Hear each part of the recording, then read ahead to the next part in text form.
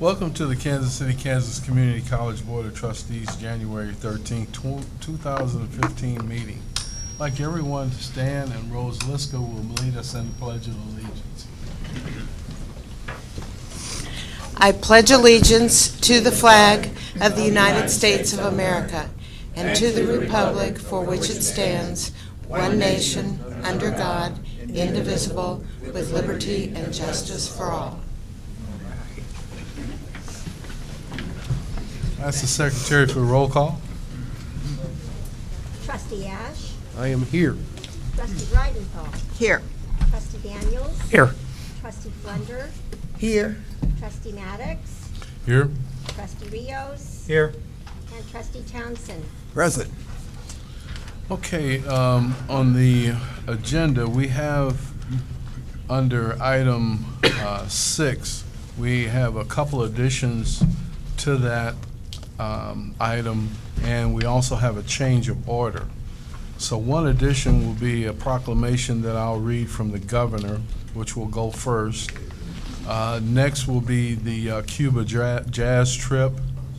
Next will be Trozzolo, then followed by T4E update, then ABE, and then we'll also have an update from Jonathan and from the police chief on the fire that occurred over the weekend. So that's the only change. You also have at your place, it says amendment to the agenda, but it's not really an amendment to the agenda. It's actually an amendment to Dr. Vitale's report, and he'll clarify that once we get to his agenda item. So moving along, I ask for approval of the amended agenda. So moved. Second. Been moved and second to approve the amended agenda. All in favor? Aye. Opposed? All right, moving on to item 4, approval of the minutes from the December 9, 2014 meeting. So moved. Second. Moved and second that we approve the minutes from the December 9, 2014 meeting. All in favor? Aye. Opposed? Motion carries. Audience to patrons petitioners. I understand we have someone that'd like to speak to the board this morning. Please state your name, please. My name is Cara Garut. I'm probably going to read a lot of this. I'm a little bit nervous. Board members, faculty, and students. My name is Cara Garut, and I wanted to say a few words about my experiences at this college.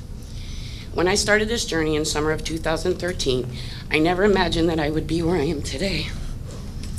I'm currently carrying a 3.9 GPA, and I'm receiving the Gingrich Scholarship for the first time this semester. I started the respiratory therapy program Monday. All of these accomplishments have been made possible by faculty and organizations that have pushed me when I wanted to quit, encouraged self-esteem that I never previously had, and helped me get the required medical services needed to participate in the respiratory therapy program. In 2013, when I came in, Aaron Kane with the financial aid office convinced me that I wasn't too old to start again at 43 years old and kept me from running out the door. AAUW was one of the first organizations that I became affiliated with once I started here. They've been a tremendous support since the beginning. AAUW, along with Dr. Long and Mike Parrott with the respiratory therapy program, made sure that I had nearly close to $600 through various scholarship programs to get the immunizations I needed to start this program. Without their help, this would not have been possible. The Intercultural Center has supported me in ways I can't even begin to tell you about, from giving me my first work study opportunity to Barbara Clark Evans personally sitting with me for hours trying to help me understand intermediate algebra. The Wellness Center is where I currently work as a work study. Rob Crane and the wellness staff have been big contributors to my success. Mr. Crane pushed me to seek scholarships due to my GPA. He facilitated a meeting with Dewana Fanger and Endowment. Thanks to their hard work and an incredible letter of recommendation by Dr. Smith, I was awarded the Gingrich Scholarship, an honor I never imagined in 100 years I'd receive. By the way, just receiving that letter of recommendation from Dr. Smith was a huge honor for me. It was the most difficult class I've ever taken, but definitely worth it and an experience I'll never forget. I've been truly blessed by the people in these organizations. I've been blessed because I've worked hard, but I'm not so sure that I could have worked so hard without each and every one of their help. Thank you for all your time. I just felt that it was important that everyone know that these people each and every day change lives at this college.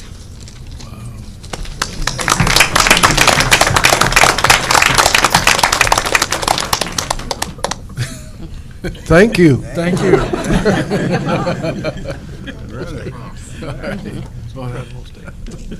She must have class. Amen. Yeah. Next up, I'd like to read a proclamation by the governor to the people of Kansas. Greetings. Whereas Kansas law enforcement officers have lost their lives in service to citizens of Kansas, and whereas the National Concerns of Police Survivors has declared January 9th as National Law Enforcement Appreciation Day, and whereas the chapter of the Concerns of Police Survivors, the Kansas Fraternal Order of Police, the Kansas Sheriff's Association, and the Kansas Association of Police Chiefs have joined in asking all Kansans to participate in the showing of appreciation to the 7,500 Kansas law enforcement officers for their service to the citizens of Kansas. And whereas those law enforcement officers daily face potential injury and death, they provide public safety services to the citizens of Kansas. And whereas to the honor and recognition of their sacrifices and contributions of all Kansas law enforcement officers and their families to the safety of all Kansans. Now therefore, I, Sam Brownback, Governor of the state of Kansas, do hereby recognize January 9th, 2015 as a National Law Enforcement Appreciation Day in Kansas, and urge all citizens to join in observation. Signed by Governor Sam Brownback.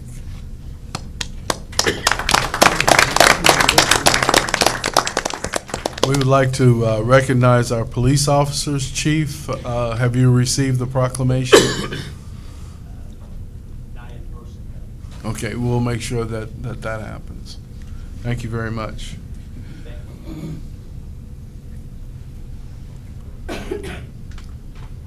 Okay, next up is the Cuba Jazz trip. Dr. Walker.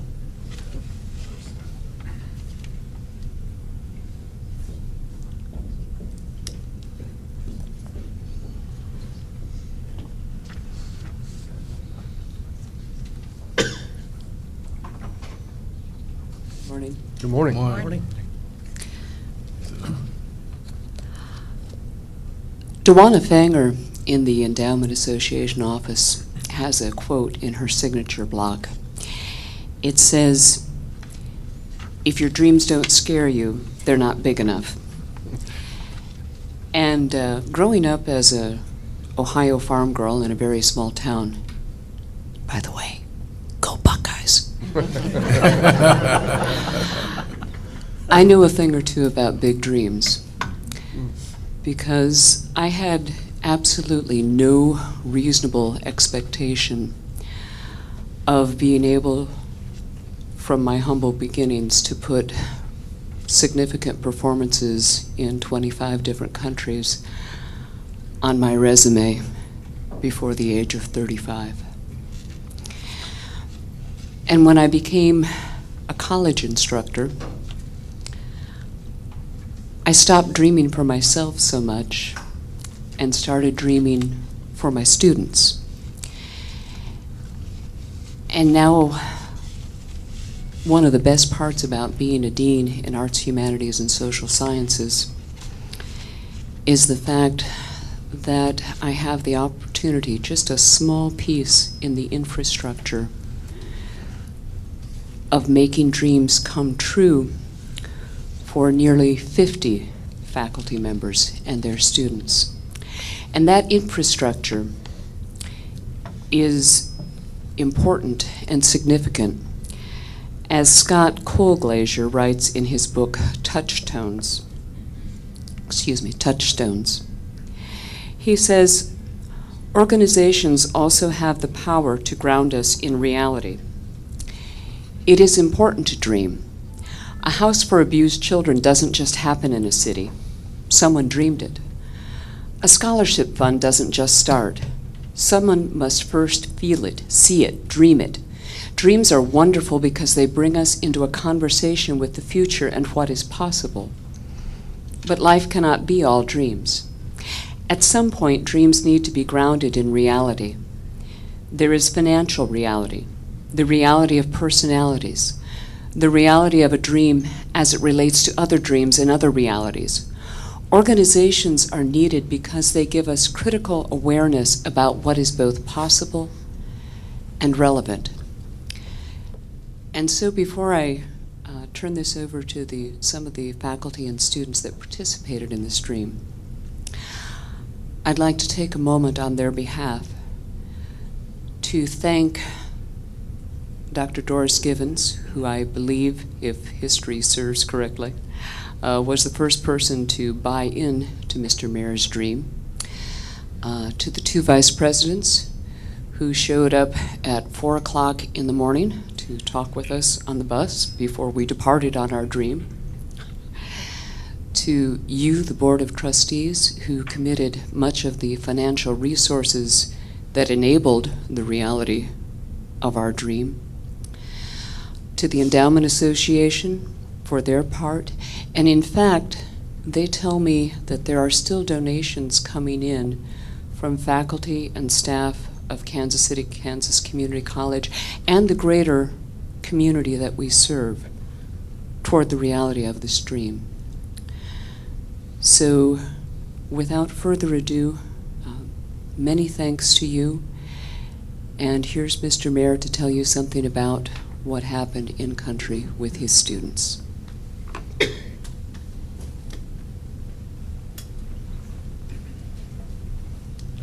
Thank you, Dr. Walker.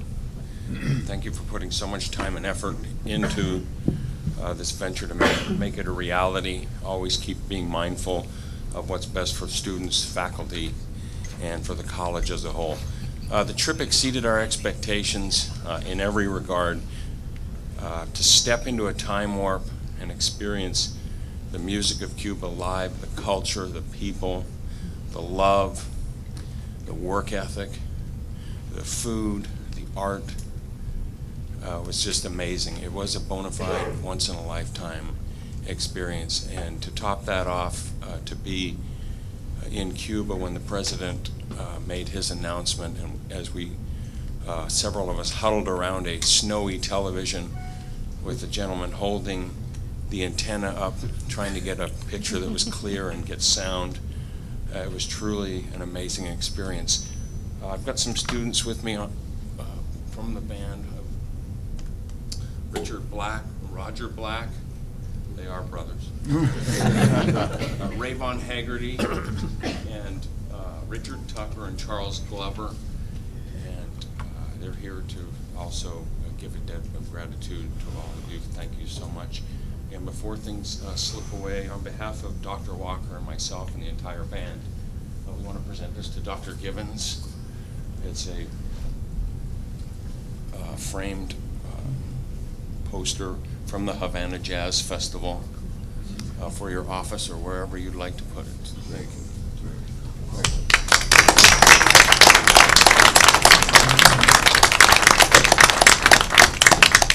Great. If you have any questions, we'll be happy to try and answer them for you. It was a great way to start the trip. It was actually about 3:30 in the morning when Dr. Givens, Dr. Lindahl, and Dr. Vitale showed up in the parking lot to wish us well. It really set the tone for the trip, and that was very thoughtful of you. Thank you very much. Great, great. Jim, in one of your, something I read about the trip anyway, you talked about some other country. You talked about Norway being there. What countries were there besides the United States, Norway? It was an international jazz festival, as I understand it. So you had people from other countries, or players from other countries, I assume. Right, there was one group from Europe that was a Norwegian big band. There were two groups from the United States, us and a professional group from Chicago, and then some groups from South America, and that was about the extent of it. They don't have a lot of groups, but they're quite selective in who is on the roster for the festival. Congratulations. Yeah. Jim, who did most of the photography work? Alan Hoskins took a lot of Oh, photos. Alan, that's, Curtis Smith took a lot of photos. Ian Corbett. I think everybody and ourselves, those of us that took photos, I think we all took an average of about 500 or 600 photos. So we're in the process of consolidating that. Alan Hoskins has put together a wonderful 60-minute DVD, which is available, of the trip. There's only about 4 or 5 minutes worth of music on that, but you can get a real taste and flavor of all of the touring that we did. There was also a gentleman from the community who recorded all of the concerts in their entirety, and we're in the process of putting that together as well. The footage that Alan did save time on his camera for was the standing ovation that we received and the people dancing in the aisle while we were playing. If we could hear a comment from each of the students, and just maybe what was the most memorable activity that you participated in, or what educational value did you see in participating in the trip?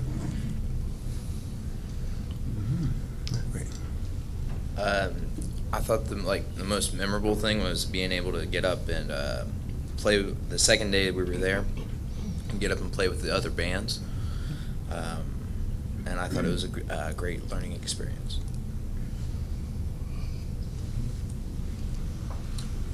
Hello. Hello. Probably one of the greatest experiences that I remember.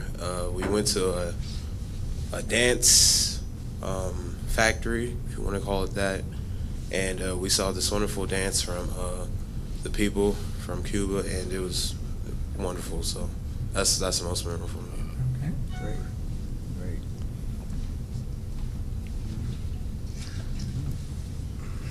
One of the most memorable things for me was being able to connect with the other Cuban musicians there, and just, even though we didn't speak the same language, just finding a way to communicate and talk and having the same common ground in music. So that was awesome. How y'all doing? One of the biggest things that I took away from the entire trip was just the history and the culture of the country, and with Obama and the government doing everything that they did. For us being down there, being just accepted for who we are as people, and they were very excited. It was just everywhere we walked, it was just awesome to how they interacted with us, how they were excited that we were there. When they found out we were musicians, they invited us to play up, as a few of us said, at the hotel or anywhere else that we went, and we had our instruments. So just being able to restore relations with another country that's been struggling for about 50 years or so is just awesome for us to be there and feel accepted. Great. Well, for me, the whole trip was the most memorable part. I can't really pick one part that was better than anything else. It was just the best experience ever, and being able to interact with a culture that we haven't been able to interact with on a regular basis was just very awesome to me. All right. Appreciate your sharing. Good. Thank you. Of the band members, which one of you had never flown before? How was that experience?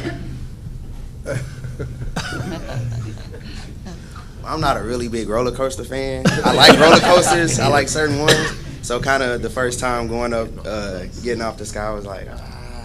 But once I got in the air, it was really smooth for my first trip. Like after the second, we had 3 flights. So after the second one, I was fine. And I'm just happy to be alive.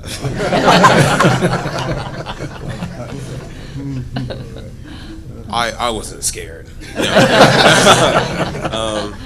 It was a good experience. I don't know for other people, but I just slept on the plane. I was able to sleep. That's all. That's all. Are there any more questions for me? No, I just want to say thank you to you students and faculty. That's you've represented us so well. We're so proud of what you've done, and know you've made a great impact on this community and on the Cuban people, and Mr. Mayor and other faculty that went. We couldn't be prouder of a group of people that represented this college and this community, so thank you very much. Thank you. Yeah, I also echo that, Dr. Walker and Mr. Mayor. We were very, very proud of you. It was an excellent, excellent opportunity, and I look forward to hearing some of the music from the trip and seeing more photographs. These photographs are fascinating. So, on behalf of the Board of Trustees, thank you very much for representing us. Keep telling the stories. That's really important all over the community. All right, ready for the Truzzolo group.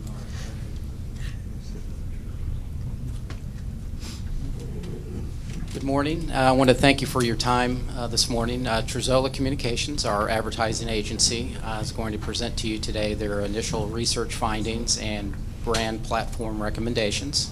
This is part of their 100-day implementation plan. Some of you on the board have been part of those meetings and briefings, and certainly taken that input into consideration in what you'll hear today. So with that, I'll turn it over to Truzzolo. Thank you. Good morning. Good morning. Good morning. I am Angelo Truzzolo. I have two colleagues with me here as well, Natalie Long and Josh Brewster behind me, who you'll hear from shortly. But thank you for having us here. We've really enjoyed our last 3 months working with you all. We couldn't have planned the beginning of this meeting better with the two presentations so far from, I think her name was Cara, and then the jazz band. You'll see as we go through our presentation how perfectly that set us up. So thank you for doing that for us. We appreciate that. We've really spent the last 8 weeks researching, and we have a slide here. I don't know where to point it. Well, there is a slide that details what we did. Our ultimate goal is to increase enrollment here, is to increase enrollment and to establish Kansas City, Kansas Community College as the preeminent institution for higher education in Wyandotte County and beyond. Now, there are many other goals in that, but we want to look at what's the ultimate goal? What are we trying to accomplish here at the end of the day? And that's it. Before we do that, though, we have to determine what sets this place apart from the competition and create a messaging and brand platform that gets us to where we want to get to. So that's the purpose of what the research was doing. So here I'm going to outline, is there a place I should be pointing this? Sorry.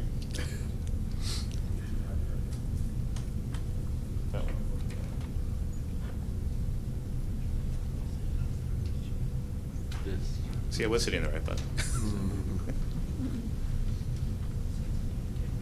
That's all right, I can keep talking. Important thing to think about is the whole idea of just telling people. And the days of just telling people something are over. If they only knew that we had small class sizes, if they only knew we were affordable, if they only knew we had a broad variety of programs to offer, people would flock here. We can't do that anymore these days. We can't just tell people. We have to create a connection with people. Oftentimes it requires an emotional connection with people. Yeah. And the research is what helps us get there. So what you're going to see from us today is a abridged version of the research. We have a copy that we'll leave behind for each of you. What you won't see today is, okay, thank you. What you won't see today is creative executions or anything like that yet. It's too premature for that at this point. This is a presentation of the research. What we need to make sure is that everyone that has a say buys off on the brand platform and the key messaging going forward, which will then lead to the marketing plan, which will involve some creative but other tactics as well to get to where we want to get to. So you've brought in outside marketing help to change the status quo. If you were I think what we've seen today has been terrific to establish that there is a great foundation here. We're not in here trying to fix anything. We need to get the word out about everything that's happening here at this at this college. Great things are happening. We also need to recognize that the competition has stepped up its game. The competition is spending more on advertising and marketing, is getting out there, getting their message out there. So we have to respond to that. What we don't want to do, however, is do what everyone else is doing. It happens in many different industries, in many different organizations. It's the Me Too approach. Let's say what everyone else is saying. And especially when it comes to colleges and universities, everyone says sort of the same thing. Earlier when I talked about affordability and small class sizes and variety of programs, everyone says that. So we can't say that. We have to say something different that helps us stick apart. Dr. Gibbons uses phrases like progressive and entrepreneurial and forward-thinking and forward-looking and forward-moving, and that really isn't just lip service. We saw it here this morning. We saw it in everyone we talked to. There is a feeling here. Something great is happening here, and we need to get the word out. So as I mentioned, the research shows that the foundation is in place. This place is just waiting to emerge, and we're going to help you get there. Everyone here is Wyandotte County proud. We heard that the first thing in every single meeting we had. What we did learn, though, is that feeling doesn't expand much beyond this campus, much beyond the people that are involved with this campus. The people involved in this campus are all in. But outside of this campus, we need to get the community all in as well. This school is in a unique position to influence the future prosperity of Wyandotte County and the Kansas City metropolitan area. It really is in a unique position. And as I mentioned, the foundation is in place. The brand has to unleash the power of this place, and that starts with a brand platform, which we'll walk through this morning. It will seem somewhat academic, and it's that way on purpose, and there are different steps of it. We'll walk you through what each step means, but we ask you to bear with us. You'll see the research steps that we undertook here on the screen. We also took a thorough look at the community listening project that you undertook in 2010. That was an important first step for us. We found that much of it was validated. Even though it's 4 years old, not much of it was outdated. It still applied, and it was a great jumpstart for us. And we also spoke to about 40 individuals, asked questions about first impressions and perceptions and reputations and decision factors and all of those sorts of things, and then boiled our research down to a handful of key insights. So here are some key insights. And number one, we talked about the Wyandotte County connection. From on-campus community events to local workforce development to the fitness center, Kansas City, Kansas Community College is inextricably connected with the local community. That is a really big deal and something that the brand needs to exude, and we need to make sure everyone here and in the community understands how important this place is to the community. Number two is a diverse population, whether it's ethnicity, age, socioeconomic backgrounds. An inclusive environment offers diverse thought and perspectives. It's sort of like looking at an aerial shot of houses in suburbia versus an aerial shot of an established neighborhood with character. This place has character. This place is a place that people want to go to. People are leaving the suburbs and coming back to those areas. How do we take advantage of that? How do we take advantage of we are a place where anyone could come and feel welcome? That first speaker we saw this morning is a great example of that. There's more to Kansas City, Kansas Community College than what you see. We've consistently heard that this place is not getting the awareness or the reputation it deserves, described oftentimes as a hidden gem. JUCO and others are stealing the thunder, and there's no reason for that. There's no reason we can't compete with them. We are right there or better than them in many places.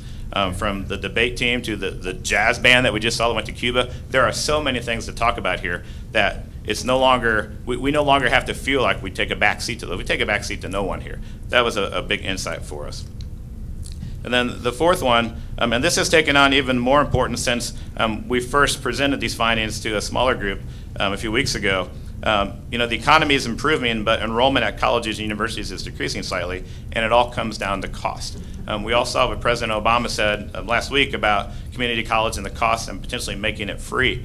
We have to keep a close eye on that and what it says. But the affordability of this place is something that we need to get out there and make sure that people understand that college is within reach to everyone. So that's a big focus for us. And then the fifth insight, people are frustrated that Kansas City, Kansas Community College doesn't get the recognition it deserves. This is not a default school or a fallback choice.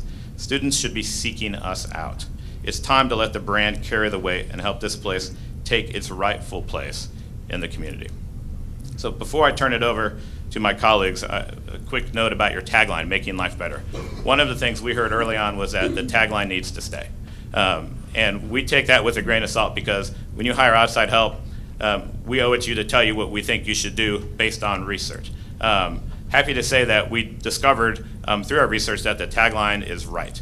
Is the tagline working? Frankly, no, the tagline is not working right now, but it can work. We have to put context around what making life better means.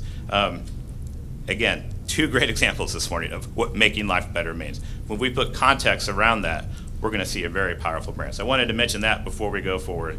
And thank you again for the opportunity. And yes, do you have a question? No, okay, sorry. And we will leave time for questions, and please interrupt us anytime. So thank you for having us. I'm going to turn it over to Natalie. Thanks, Anthony.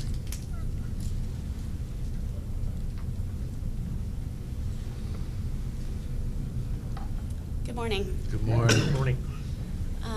As we talk about the brand platform and as we move forward in terms of what we're saying in terms of our message, one of the most important things that we look at is really who are we speaking to? You know, when we talk about our audiences, we want to make sure that we're knowing who we're speaking to, and it really goes beyond just the current students and prospective students. We also want to be reaching the other audiences that are influencers as well. So in our research, we took a look at not only your current demographics, but also in the 2010 Community Listening Project, and really what were some of the audiences they identified there. They talked about high school students who want to earn college credits, students who aren't psychologically or academically ready for a big sink or swim college, students who can't afford the tuition for all 4 years at a 4-year college, students who want to learn a technical trade, and adults who want to take a class or two for personal or career purposes. Now, when we move into marketing, you know, to talk to 6 different audiences, we want to make sure that we're not trying to talk to everyone and really start to kind of dilute that message, because when you try to talk to everyone, you end up really talking to no one. So we've broken that down into 3 audiences moving forward. The first being high school students. These are people who may often want to stay close to home. They might be considering other local schools. They might also be looking for a 2-year school to kind of get a jump start on that 4-year degree. But we want to make sure that we're speaking specifically to them, as well as those non-traditional students, which is that older group. We know that the current average age of the Kansas City, Kansas Community College student is 30. The median age is 26. This is an important audience for the community college. And so as we kind of speak to the high school students, we speak to the non-traditional students, we want to make sure that we're providing a message that resonates with them, that speaks to what they're looking for, and really kind of is going to get them excited about their goals. We also want to make sure that we're speaking to the technical students, those who are wanting to learn a technical trade or are seeking a career change. So as we look at these 3 different audiences, we want to make sure that the brand message that we're putting together not only speaks to who KCK is, but is also speaking to what they're looking for in a school.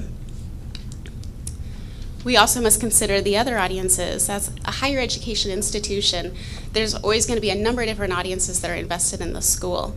Often these can be these influencer audiences who might be speaking on the behalf of the student or encouraging them to check it out. You know, one thing that we looked at is you know, high school counselors. Often they can start to think of, you know, when they're looking at opportunities for the students, they just think that 4-year route. We're really kind of educating them and kind of getting them interested in looking at the 2+2 programs and other programs that we can speak to. And once we've narrowed those audiences and identified those audiences, our next step is really to take a look at that brand message. And this is built on really what makes the institution unique and meaningful to your audiences.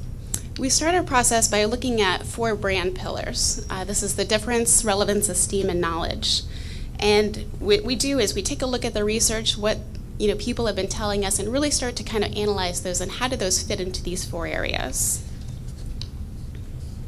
When we look at the difference, what we really want to understand is what sets the college apart from the competitors. And we really see this as, the diverse faculty and student body. We talk about that inclusive environment, really welcoming to all of those different types of students. Home to the unique nationally recognized programs, the mortuary sciences, the allied health programs. We heard great things about your nursing program, but then also, again, the other extracurricular activities that we're looking at, just like the jazz band. We got to take a look at the state-of-the-art technical education center, and what a great facility in terms of kind of getting people excited about those careers and getting them prepared for those different industries. Tuition is lowest in the region. As we talk about, students looking for a more affordable option, this is something that's definitely going to set you apart in the competitor set. And just how it's uniquely representative of the KCK in Wyandotte County in regards to the diversity, community, and that pride. The next brand pillar that we took a look at is relevance, because as long as you're different, it doesn't mean anything unless it's meaningful to that audience. So you can be touting those differences, but if it's not touching what they're looking for, then it becomes irrelevant. So the first one's being students who may have thought that they were not a fit for college will find the support that they need at Kansas City, Kansas Community College. Really kind of, that is it's what makes that difference meaningful. Low tuition offers an affordable option and a return on investment. And community colleges are growing in relevance as affordable education. Employers see KCK as a partner for providing training for those employees and potential workers. Again, that local workforce development. And the college offers exceptional resources and support. And again, we saw that when we were, touring the Technical Education Center as well as the college campus. We also want to look at the esteem. How well regarded is the community college in terms of the current audience as well as the community? And we found that it's very well respected and loved by stakeholders. Everyone that we spoke to was fiercely loyal and very proud of the college and what it does. There's also a sense of ownership among the students, faculty, and administration. We were invited to be at the Student Senate and just excited to see all those different students being proud of kind of where they're coming from and what more can they do to add to their experience at the college. The surrounding community views the college as a resource and a venue. We talked about, also using the college as a venue for other people beyond the students. We also found that in that greater community, the college is less understood and revered. So here's a real opportunity to start to tell those stories. We kind of see the different stories that happened this morning. How can we get that word out and make sure that everyone else understands what great things are happening here? And there's also a tendency to be known or perceived as a default school or a second choice. We want to make sure that in our branding that we're kind of blowing that out of the water, that we're being seen as a choice and making sure that the great things that are happening at KCK are being touted and understood. And the last brand pillar, and these are going from most important to least important. So the most important really being that difference and really being able to stand out from your competitive set. But we also want to make sure that people are knowing and understanding the college. So we found that KCK is known among the local community as an asset or resource. But the current brand lacks a strong emotional message that resonates with the community. When we talk about, making life better, again, several people said, I don't understand what that means. I don't understand a context within that. There is some stigma about Kansas City, Kansas. We talked about other schools, even the high schools, who almost kind of have a parochial ownership of different names, and that Kansas City, Kansas almost kind of limiting. And beyond marketing communications, the success of students and alumni can increase the college and its reputation. Just like the student that we saw this morning, how can we take those experiences and have them almost speak for the college? So the college has its own brand, but it's made up of the students that are here. So really being able to show those experiences and creating knowledge of the students and the great things that are happening here and having that kind of play into an aura for the college. So when we're looking at the brand platform, what we like to do is kind of start with those 4 brand pillars to help really narrow our focus. We've heard, we talked about 40 different people that we were interviewing, being different experiences. We want to start to kind of boil that down into what is that true essence of what we're trying to communicate. And we do that by creating the brand platform, which is made up of these 3 elements. It starts big and starts to simplify down almost to 2 or 3 words. But what we'd like to do is kind of really start to really define what that essence is. What are we trying to say? What are we trying to communicate? And we start to create these words. And before we add the creative, interesting, exciting spin on it. These are all internal messages. These are all messages that we're really defining. This is what we're trying to say. And then we go back to the creative team, and then we kind of get those creative juices flowing. And then how can we say this in an exciting way that's really going to stand out in an ad? So what we're doing right now is really kind of saying, what do we need to say? What do we want people to remember? What do we want to be known as? And really kind of take a look at these internal messages and really define what we're trying to communicate. So this really first starts with the brand positioning. And so again, these are going to be a lengthier statement. It's going to get shorter. And again, it's what we're wanting to communicate. So the positioning statement identifies who you are trying to reach and what you have to offer them. So rather than trying to speak to everybody, we're trying to seek those who are looking for more out of life, who are, could be good with the position that they're in, but there's definitely more out there. So for those who seek more out of life, KCKCC has the programs, resource, and support to get you there. The brand idea, again, is taking where we started, going into even a more simpler form. And this is really the idea that you want to leave people after you've done speaking to them. So someone who has no impression of Kansas City, Kansas Community College, you've had a conversation with them, you've said, here's kind of some of the great things that are happening here. They've taken a look at the website, and this is really what they leave with. This is what they start to remember you by. The smartest choice for your higher education right here at home.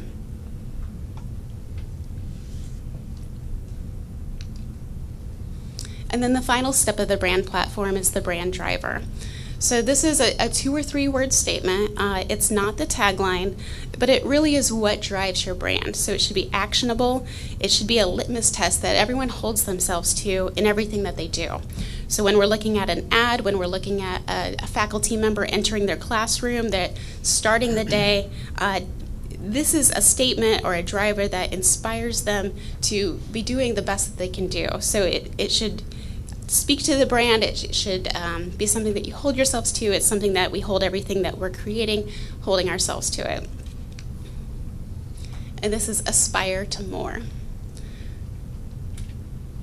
So when we look at that, when if I'm a student here, I'm a faculty member here, I'm an administrator here, day after day, am I aspiring to more? Am I looking for that next step? Am I looking for something greater than what's in myself, what's in my current day? Am I hoping that tomorrow will be even better today?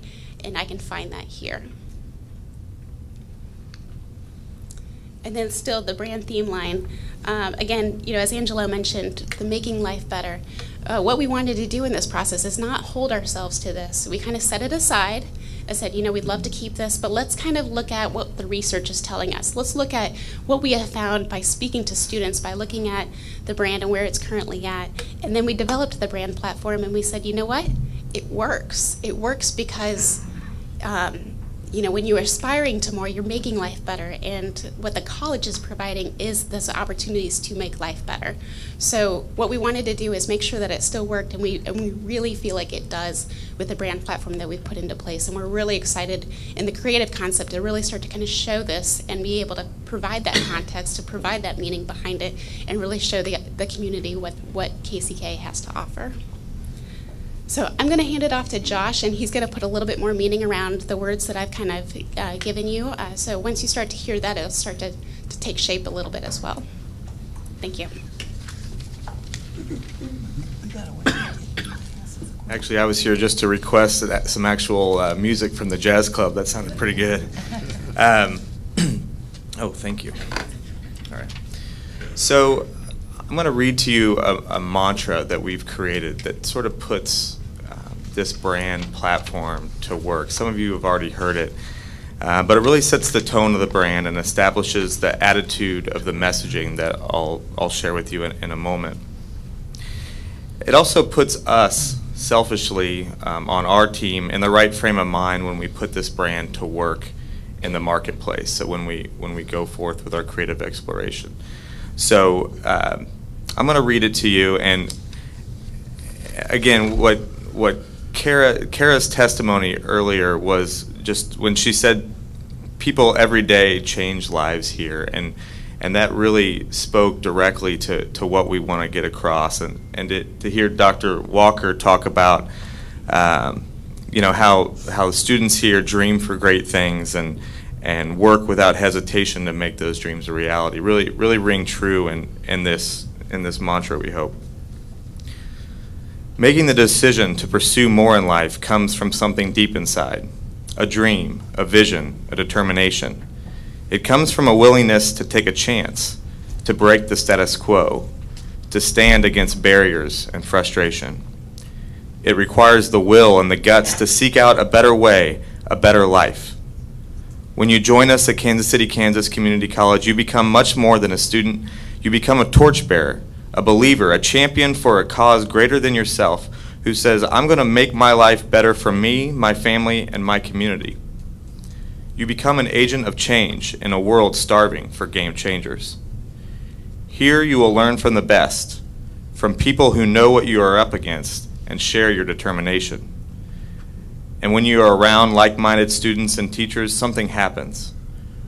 With your determination strengthened, your mind nourished, your instinct heightened, and with the confidence that you made the grade, suddenly, completely, your life is changed. When that inner voice tells you it's time to aspire to more, when that gut feeling pushes you to get more out of life, when you know it's time to be more than a spectator, to push yourself, to breathe the scent of opportunity in the air, that's the time to join us and start making a better life. Your possibilities, your more, your dreams are waiting right here in KCK. We're here to help you pursue them. We're here to help you make life better for you, for your family, for your community, for us all. Kansas City, Kansas Community College, making life better. So that's the frame of mind that we want to set forth with this brand. And we believe it. We've become believers over the last 3 months. And as our next step in this engagement is that creative exploration. And we want to really get that message across in all channels of communication. I want to share with you briefly the key messages that we've created, and really these key messages provide the framework for our outreach. They're also for internal and external use. So we talk about elevator speeches all the time. These are really our elevator speeches, and we believe in threes. It makes things a lot more memorable, easier to use. They also, so I'll share those 3 key messages with you. Each have 3 talking points under each. So you'll see what I'm talking about. But really what we want to tie into is the fact that Kansas City, Kansas Community College is making life better by providing 3 things: real education, smart career preparation, and a community focus. So in a nutshell, that's who we are here at Kansas City, Kansas Community College. All right, so real education. Here, students earn a focused education. Kansas City, Kansas offers affordable education with low tuition, scholarships, and financial aid opportunities without unwanted distractions and unnecessary hurdles. So you've got the main key message, real education, and then I'm going to give you these 3 sub-messages. Here, students earn a focused education. Students are empowered to seek out a custom path of success. And you have a partner along the way. So after real education, we have smart career preparation. The real world is at your fingertips. An example talking point of that is our state-of-the-art Technical Education Center provides hands-on technical training and leadership skills to prepare students for high-demand careers. We have exceptional resources and support that are here to better prepare you. Such things as the Workforce Development, Entrepreneurship, and Innovation Centers. And the next step toward a career starts here. KCKCC graduates benefit from excellent career placement. We also have a community focus. This is home. We're centrally located in Wyandotte County. We are a linchpin of the community, providing education, resources, and activities to its citizens. You belong here. We are a complete community, true to our heritage, The college's diverse student body and faculty create inclusiveness and community on campus. And opportunities abound.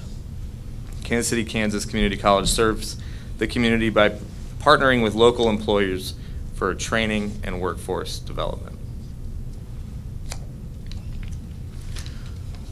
So what we have, again, is real education, smart career preparation, and a community focus.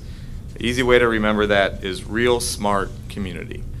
And we just hope that that makes it very easy for people to start communicating about the college, what we have here, the advantage that we have here, the difference that we're establishing in the marketplace. So as far as what next, we of course welcome your feedback on the brand platform and our research. For members of the board, we'll be giving you copies of the plan. Yes, sir. Yes, I have a question in regards to community. Our service area includes Leavenworth. Yes. And I have not heard any word even mentioned of our other service community. And so I'm asking, what about them? Yes, that's a great question, and that actually is a very good point, because in our we certainly haven't forgotten about them, and excuse me. We certainly haven't forgotten about them. We are, as we create our campaign around that, we're going to be focusing on two big things. One is the brand of the university, and also is specific offerings, such things as life on the Leavenworth campus. We're going to be communicating directly to folks in the Leavenworth region distinctly, and so that's going to be a separate message, a more local message directly for them, what the offerings are there at that community, one that speaks more directly to the opportunities available in Leavenworth, and the class sharing that also happens with Kansas City, Kansas campus. So we have not forgotten about them. It's just easier for us to speak of this one whole place, and then as we get down to our actual campaign, we're going to be speaking directly to that Leavenworth audience. I have a couple of questions. Yes. Mr. President. Go ahead. Number one, the 18 to 20-year-olds are the ones I assume that you're going to go after. Are you going to go after the younger people coming out of high school? Or are we going to still be, because we predominantly non-traditional students anyway. So tell me what your plans are to attract the 18 to 20-year-olds beside the counselors in the high school. Yes, we're going to attract them specifically, we're going to use some really great tactics in marketing to speak to them directly. So whereas they're probably not reading the Kansas City Star, but they might be checking out articles online, listening to Pandora, finding their news and being communicated in a different way. That's where we want to be with our message to them. So if they're listening to internet radio, we're going to have digital banner ads speaking to them. Come to Kansas City, Kansas Community College. Here's how easy it is. Here's how that next step that you can take. So we're going to have a very direct marketing model to reach those individuals through channels that they're consuming, instead of relying on a blanket approach, hoping that they catch a radio ad, hoping that they see the billboard along I-70. Okay.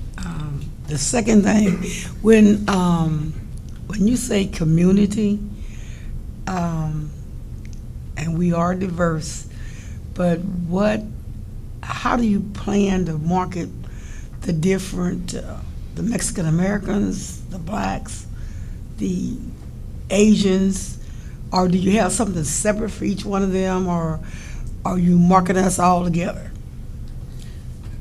Well, I guess we're going to market it all together, but we're going to directly, we're going to find the appropriate channels to reach each of those diverse audiences.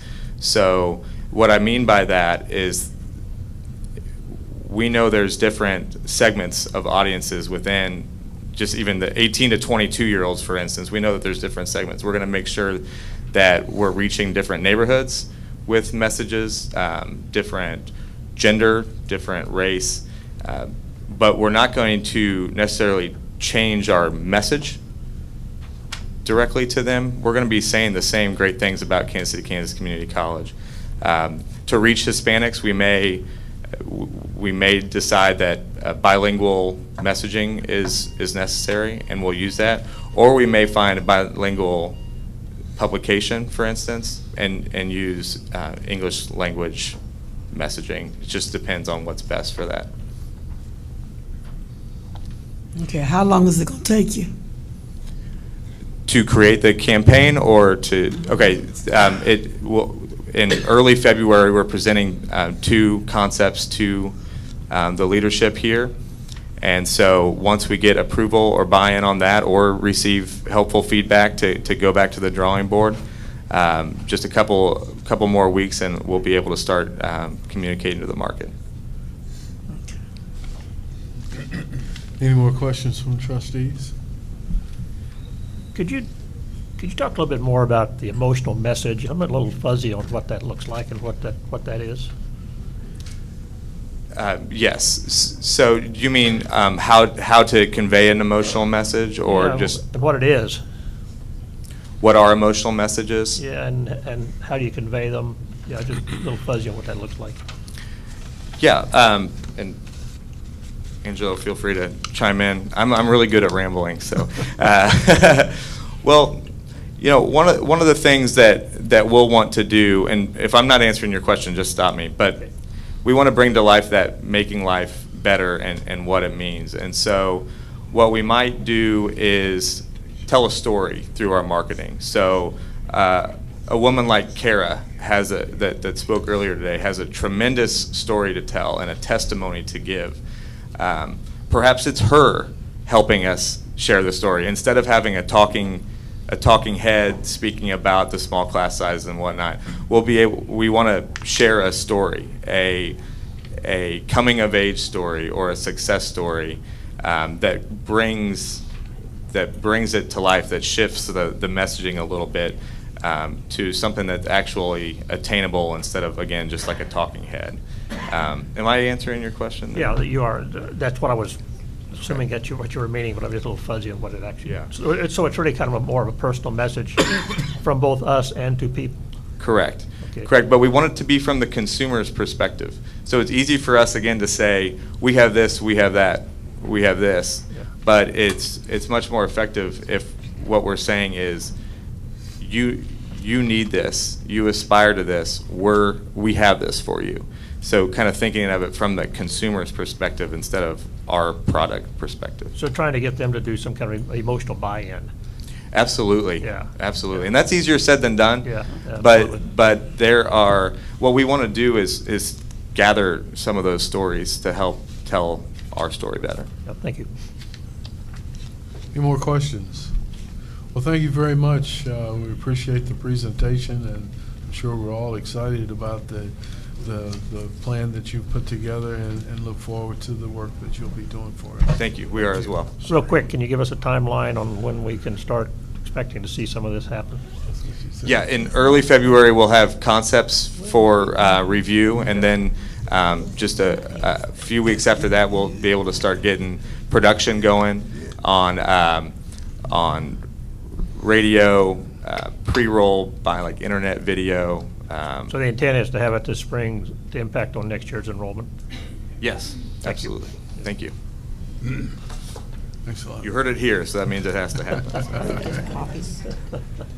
I'd like to ask Mr. Abernathy and Ms. Lishka to hold over their presentations until after we go into exec session.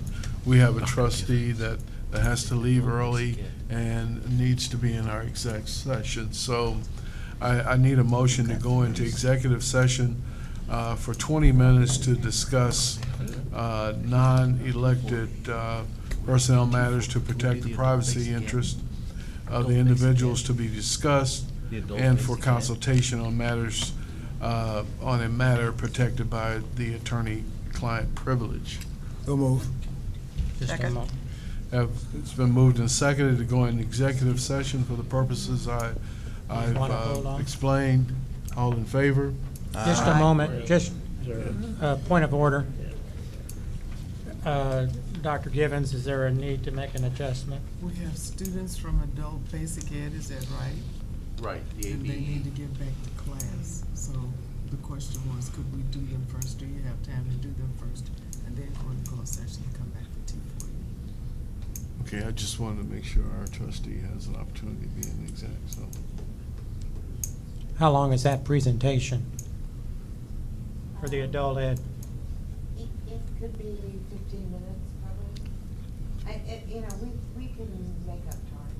You can wait. Go ahead and do that. Okay. Okay. Are we good? Are the students, is that going to work? Well, thank you for your consideration. We'll try to move along with the exec and get back as quickly as we can. So there's a motion and a second. All in favor? Aye. Aye. Opposed? Motion carried. Thank you. Who did the second? Clyde? I did. Kathy. Okay. We'll have a 5-minute break and we'll move into executive session in the boardroom. I'd like to call the meeting back to order and return to item number 6 on the agenda, and ask for the report from Eric Abernathy on the T4E update. Oh, okay. Dean Marks? Good morning. Good morning. Good morning. I've had the privilege of working with a great team of people over at the Tech Center with the T4E grant. And they're going to come to you today and give you an update of all the marvelous work they've been doing. You'll be hearing from Eric Abernathy, he's the project manager, and Gwen Martin, who is our research specialist with Evalistics. She's our consultant. I also wanted to just introduce also Miss Ashley Irving, who is right here, and she's the secretary, and she does a marvelous job and did all those nice books for you and everything. So Eric will be first. Good morning, everyone. Good morning. Good morning. I'm here with Dr. Gwen Martin. We'll be presenting, we'll be highlighting some information about the great things we've been able to accomplish over the last 2 years with the T4E grant. The original proposal to the Department of Labor was to offer participants transitional assistance and training support. Our primary focus areas are construction technology, electrical technology, HVAC, building and property maintenance. Can you move closer to the microphone? Please. Building and property maintenance, welding technology, and construction green-up training. Our areas of support, is that okay, Dr. Gibbons, can you hear me? Can you hear me now? Okay. Our areas of support for the Training to Employment Center will be resume assistance, job search assistance, intrusive advising, tutoring, service learning opportunities, GED support services, employer tours, apprenticeships, which is kind of like OJT referrals, on-the-job training referrals, internship assistance, job development seminars, our fleet training, and community outreach and employer engagement. The grant summary, all graduating students at the KCKCC techs within our 6 programs were offered resume writing, online job search assistance, employment opportunities with local trade affiliated employers, internship opportunities, intrusive advising, financial literacy, entrepreneurship, and employability skill training, which we call FLEEP at Tech. One-on-one tutoring and assistance from workforce partnerships, some of that assistance being transportation assistance, interview clothing assistance, college tuition assistance, assistance with supplies for classes, different things like that. With the fleet training that we do at Tech, we offer it, we just started it fall 2014. We offer classes every Thursday from 8 to 10. We had 45 students approximately in each class. We had attendance last semester out of the 10 sessions. We had 457 students that came through the program. We also offer this program on Fridays from 8 to noon to Youth Build of KCK. So the students come in, I know they do AOK in Rosemary's program Monday through Thursday, and they come to the Training to Employment Center on Fridays for resume, employability skills, different things like that, resume writing, job search. T4E has partnerships with more than 5 trade-affiliated local employers per program. I've given a little chart here of the top 5 employers working with the Transition to Employment Center. Welding, for example, works with Shoreline, Mid-State Supply, Webco, Harley-Davidson. The T4E grant employment numbers services began June of 2013. That's when we started employing students and being able to work more with these because, as you all know, we had to switch over to the new tech, and so we were kind of behind. We kind of lost that first year of programming because the grant started, we got the grant in October of 2012, and so we couldn't really start programming too much until we got settled into our new space at Tech, which was kind of like September 2013. One of the partnerships that's new to Tech is Habitat for Humanity with our Building and Property Maintenance Program. The BPM students gain hands-on experience implementing rehab construction work, those being drywall patching to deck construction. All homes that the students will be working on will be in the Wyandotte County metro area. Another partnership that's new for 2015 that we'll be starting this coming fall is the OJT training with Workforce Partnership. Our involvement in that will be we'll be referring 20 students per semester to Workforce Partnership to get that on-the-job training where they can get paid while they're doing the training. So there will be the working with the Transition to Employment Coordinator on finding a job, and they will have to go through the normal process with Workforce Partnership to get into the program. Those being income guidelines and different things like that. But those referrals will be coming from the Training to Employment Center. Union involvement. These are some of the unions that we partner with. In the ways that we partner with, we have union trade days. We do barbecues of different things at the Tech and the Welding program and invite the unions in to talk to the students. Unions are invited to all job fairs and are provided opportunities to visit the school and present their information to the students of their affiliated trades. One thing that we made sure was the participating unions have all proven to be great integrity in hiring without prejudice and without a strong bias towards joining or remaining independent to the students. Some of our community partners. As you all know, in October of 2013, we became a satellite site for Workforce Partnership. So we have a representative, a career advisor from Workforce Partnerships that's in our center from Tuesday to Thursday from 7 to 4:30. So people can come in from the community and get those services from Workforce Partnership. Since they've been there, Workforce Partnership has been able to service 143 students with financial assistance, including college and tuition and fees. And on the other side is organizations we continue to partner with, some of those being the Fairfax Association, the KCK Chamber, US Do 500. Community outreach. These are some non-for-profits that we partner with. We go out, we go to their different job fairs. We invite them to our job fairs. They come in and do employer tours. These are some educational institutions and schools we work with, which some of those being Olathe Advanced Technical Center, Youth Bill KCK, KCK Public Schools, Reach 500, the KCK Adult Program. Some of the employment centers would be Workforce Partnership, KCK, and Overland Park, Flint Hills Job Corps, and EARN, the Employment Assistance Resource Network. Program enhancement. On this one side, program equipment purchases, you'll see we have purchased a lot of equipment for the different 6 program areas. The online course production we've also done. So far, we've done 38 multimedia videos that have been produced for the programs. We're still in the process of doing more videos.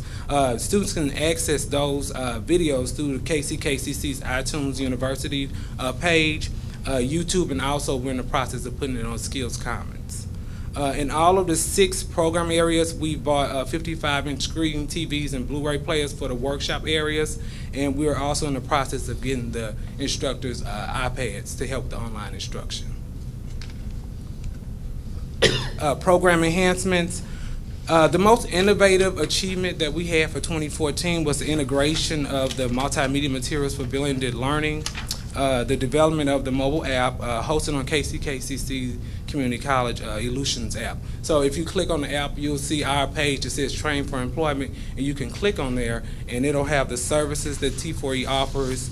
It'll have the training for further learning, employment and internship information for students, and the T4E employee contact information as well. Now right here, this is going more into the multimedia videos. This is a table of the programs. So if you look right here, you have building, and this is iTunes University results chart. You'll have building and property maintenance, the course name, the published date, the number of materials we've uploaded, and the subscribers. So those will be 175 students have subscribed to the online coursework. And the reason building and property maintenance has more subscribers than other programs because they started in July, and they have more videos than the rest of the programs as well. This is the YouTube flow chart. This is from August 1, 2013 to January 2015. We had 2,675 views. Estimated minutes watched was 6,443. Some of the program enhancements, the Transition to Employment Coordinator has trained 113 students. They've reported attaining jobs, and 37 students have reported attaining internships through our services. We have had more students that come through the program and have been able to get jobs. We've had issues with getting the employment information from the state, though, to report. But Dr. Morton will speak more about that when she gets to the numbers. Funds have been allocated towards marketing materials, which is some of the bags. I'm going to give you guys a bag of the marketing materials so you can see what exactly we're giving out to the community and what we're giving to the students when we're out at the fairs as well. We contracted in about a year ago outreach specialist for 29 hours a week. His main focus is on trade-affected workers and veterans, but he does also bring out different programs and different things and flyers for the entire Technical Education Center and KCKCC as a whole. On the other side, these are the T4E membership associations that we're members of: the Wyandotte Employment Consortium, the National Tooling and Machining Association, the United Way Veterans Alliance, and the Fairfax Association. In an effort to boost the numbers for the program, we added evening sections to a couple of our programs: heating and refrigeration, electrical technology, machine technology, and welding technology. And it has, actually this semester, we had our entire HVAC evening program was full, evening and day, so it's working. So it was a demand that we're meeting, so. Kansas City, Kansas Community College, through the Department of Labor, has been approved for a performance extension until March 31st, 2016. So what that means is we'll stop programming, full programming this September, the 30th. Our staff will get smaller because some positions end then, and we'll focus a lot on just job placement and education, and completers, just those numbers. We close out the grant next year, September 30th, 2016, but our performance will end this September. Students completing any of the T4E funded programs who gain employment from a company utilizing associated building contractors for apprenticeship training will now be accelerated 1 to 2 years into a 4-year apprenticeship and be offered a hiring rate greater than their education completion with KCKCC Tech. And now Dr. Gwen Martin will talk more about the numbers and the demographics. Good morning. Good morning.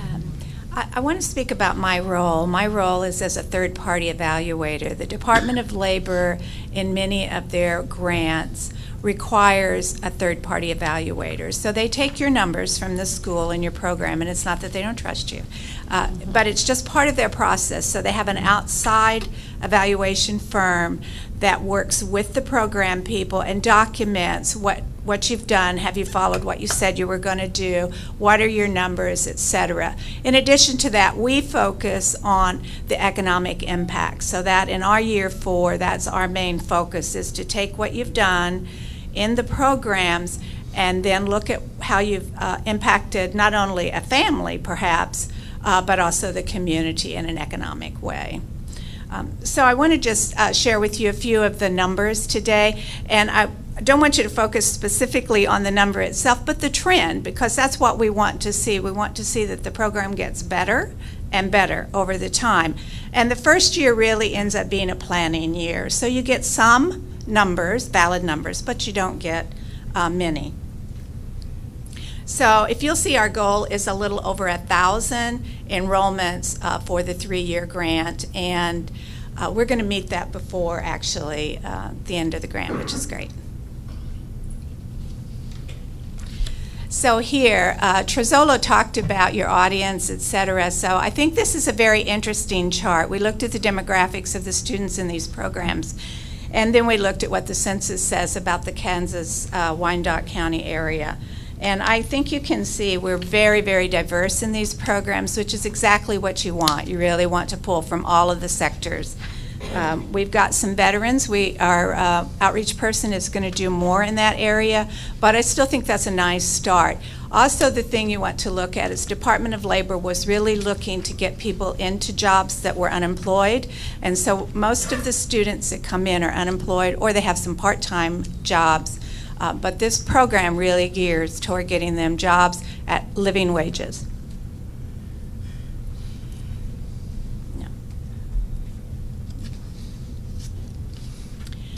So you may ask you, what's on the gender, 95% male, that, I don't know, is that? That's normal. That's normal. We'd like to see it go up, and there again, your outreach can really focus on getting some women. Like to see it go up? We'd like to see the percent of women go up. Oh. Yeah, yeah. Not the men, Well, the women. you said, I thought 95 was too high, and you said go up. I was like, okay. That's normal. It's actually usual for these kinds of jobs. So, yeah, but we would like to see more women in there. Okay. So you may or may not be familiar with the 6 primary programs that we're focused on in this grant. But I just thought it was interesting when I looked at the data originally to see that they're all kind of a little bit different. They have a little different process. These are all state-regulated programs, but they have different amounts of credits. So these are not easy.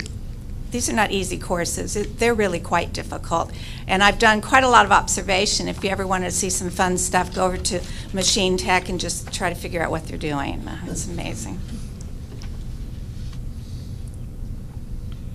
So here, based on data through fall, are where students enrolled, and so into what courses did we find them. And you'll see that we have some what we call credit programs, which are your regular 6 programs. We have non-credit programs like Green Up, which is it's a compressed program that earns people some green certificates in the construction industry.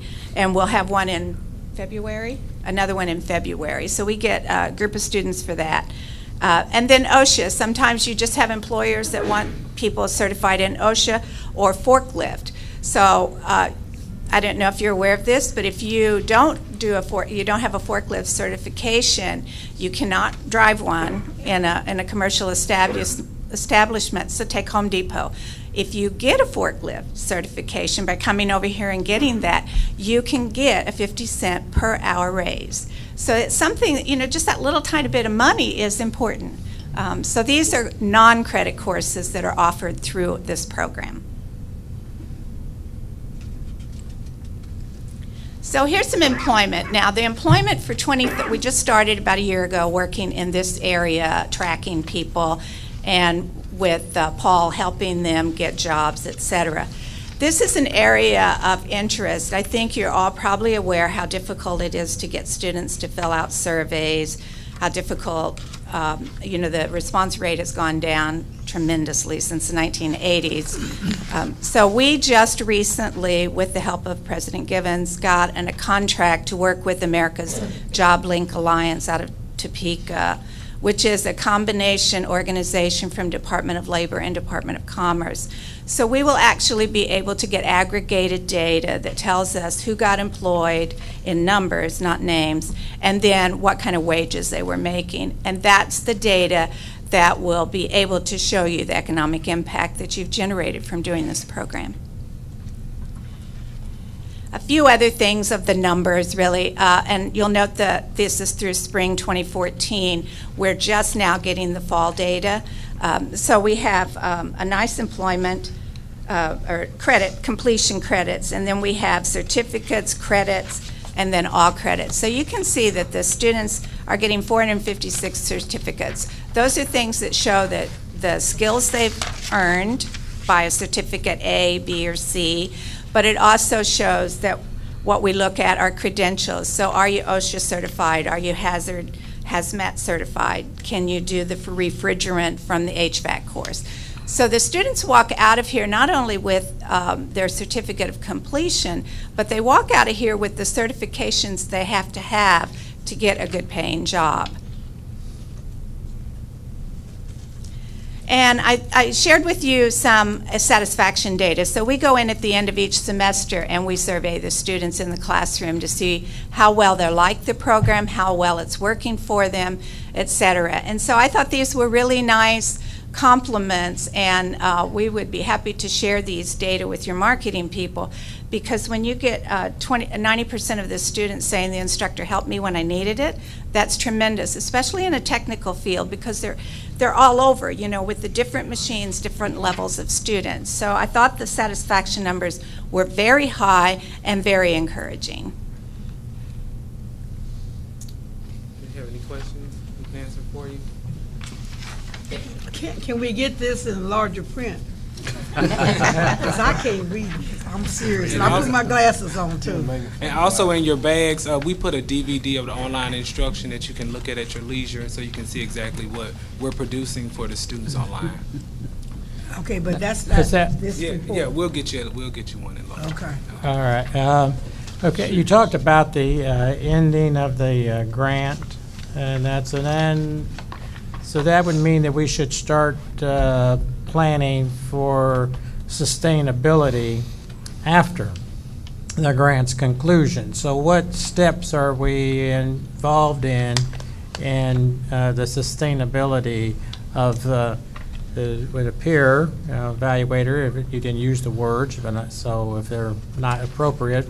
But it seems that we are on target and doing good things for the students, communities, the businesses. And so how are we going to keep that up once the grant? Well, we're in the process of looking at some new funding streams. We did file for round 4 for the T4E grant. It was through the we're going to do the Neosho Consortium and do some programming up in Peasley, but we didn't get approved for that. So we are looking at some different funding streams. Other than that, I have submitted to my advisory board, Dr. Vitale, Dr. Mann, Dean Marks, the cost of what it would be to keep the center going. I do have a copy of that if you guys want one. And I will be doing a more formal continuation plan to give to you all by the end of next month. I would recommend that we do receive a copy of that as part of the strategic plan and our new approach to budgeting. We're needing to think long-term and not just plan our budgets for today, but trying to be futuristic in our thinking and how to go about being, hopefully not being redundant here, but being strategic in our approach, understanding that these are the expenses that will be occurring out here. So how do we intermediately get to where we can afford that goal down the road? And again, I think that this would be something that needs to be on our radar. What happens, of course, there's a number of dynamics at work here at the college, and so that's why it's important that we get as much information up front as soon as possible to make rational decisions in regards to being able to sustain the good work that is going on. So I would encourage as much information as possible. Okay. Mr. Abernathy, do you know when we'll be hearing on the next round of the T4E grant awards? Well, we didn't get approved. We didn't get approved for the last round. We filed for it, but we didn't get approved for it. So the grant would end September 30, 2015. Is there another possibility to reapply? No, I think round 4 was the last one. We are looking into the American Apprenticeship Initiatives right now. Dr. Vitale, Dr. Min, and I, and Dean Marks. So we are looking into filing for that one. The ceiling I think was $10 million. The floor was $2.5 million. So I think we were kind of shooting for maybe $2.5 to $3 million. Is that right, Dr. Vitale? Yeah. So yes. We are looking to see about those initiatives as well. Other than that, I don't believe that there'll be another tech grant, but you never know. Come this time, well, probably come, I think maybe September, we may know something else. Thank you. Any other questions for Mr. Abbott? Yeah, this may be a question more for the administration, but are we learning any lessons from this, that best practices that might make a difference in other programs and other, it sounds like we're doing some things with these students that are a little more than we're doing with the normal student. Are there other things we should be doing? Are we learning any lessons out of this program? The community outreach has been phenomenal. The feedback, having the employers want to come in, they want to be engaged, they want to be involved, they need the students because we actually have more jobs than we have students. We have employers that are always willing to come in. We're like this best kept secret in Wyandotte County with these programs, and we really need the community outreach. The outreach specialist has been phenomenal. My entire team has been phenomenal on just getting out in the community, working with the Kansas City, Kansas Public School District, really getting in there, going to their job nights. Went up to Topeka, Kansas, doing work with Washburn, just getting our name out there. And so the Training to Employment Center has really, we've had the opportunity to really reach out to the community and I think as a result of that, the enrollment was up at Tech this semester as well, just from us just getting out, even with the marketing materials, and so it's just been great. I guess my question is the completion rate greater in this program than it is in our normal programs, or is it running about the same? And if it's different, are we doing something different with these students that we should be doing with all students? And you may not know that answer today. I just think it's something we'll take a look at. Well, it's something that we are doing different is intrusive advising, where we check on the students. The students come in at the beginning of the semester, we check on them at the end, and we prepare them for the next semester. All of the students that go through the 6 programs, each student that go through the 6 programs, we make sure we touch base with them their last semester to try and get them in an internship and to also get them a job as well.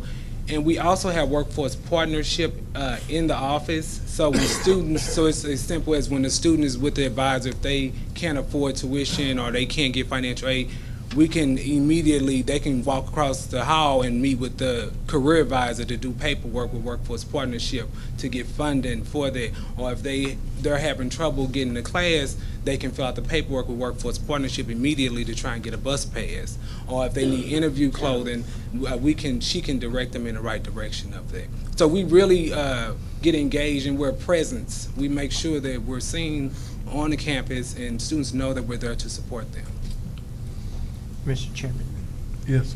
I checked with Dr. Vitale before asking this question, but I'm just curious, have you made your presentation before the Kansas City, Kansas Area Chamber of Commerce? Because it strikes me that those are the people that might help you get the message out, especially given your success. No, we have not. I know we have had some engagement with them as it pertains to going to meetings and different things like that, but we haven't made a presentation to them at this time. That's a good idea. I have a question. On the, in the package, I'm not for sure, but do you have the number of students that you start with? The number that completed it?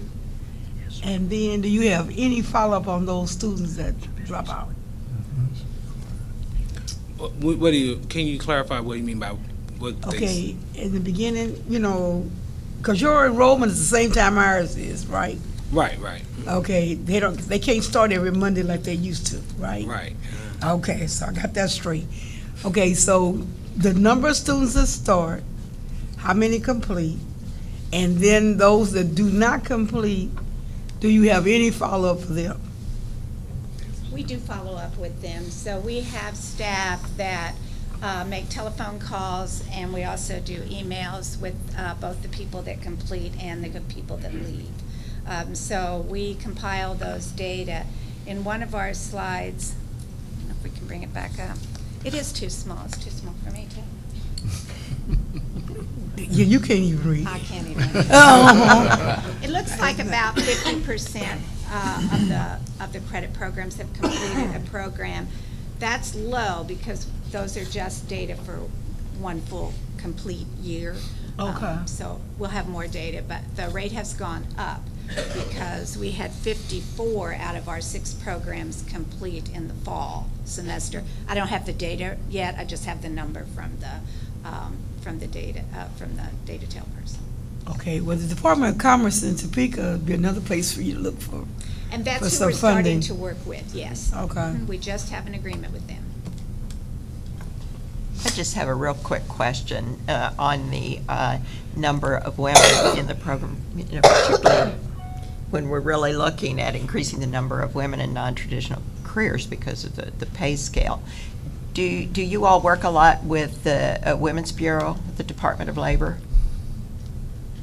No, not at this time. We don't. No. They would be a really good resource for that. Yes. Okay, thank you. Mm-hmm. All right. So, seeing no more questions, Mr. Abernathy, thanks for your report. All right, thank you so much. Ms. Liska, you're up.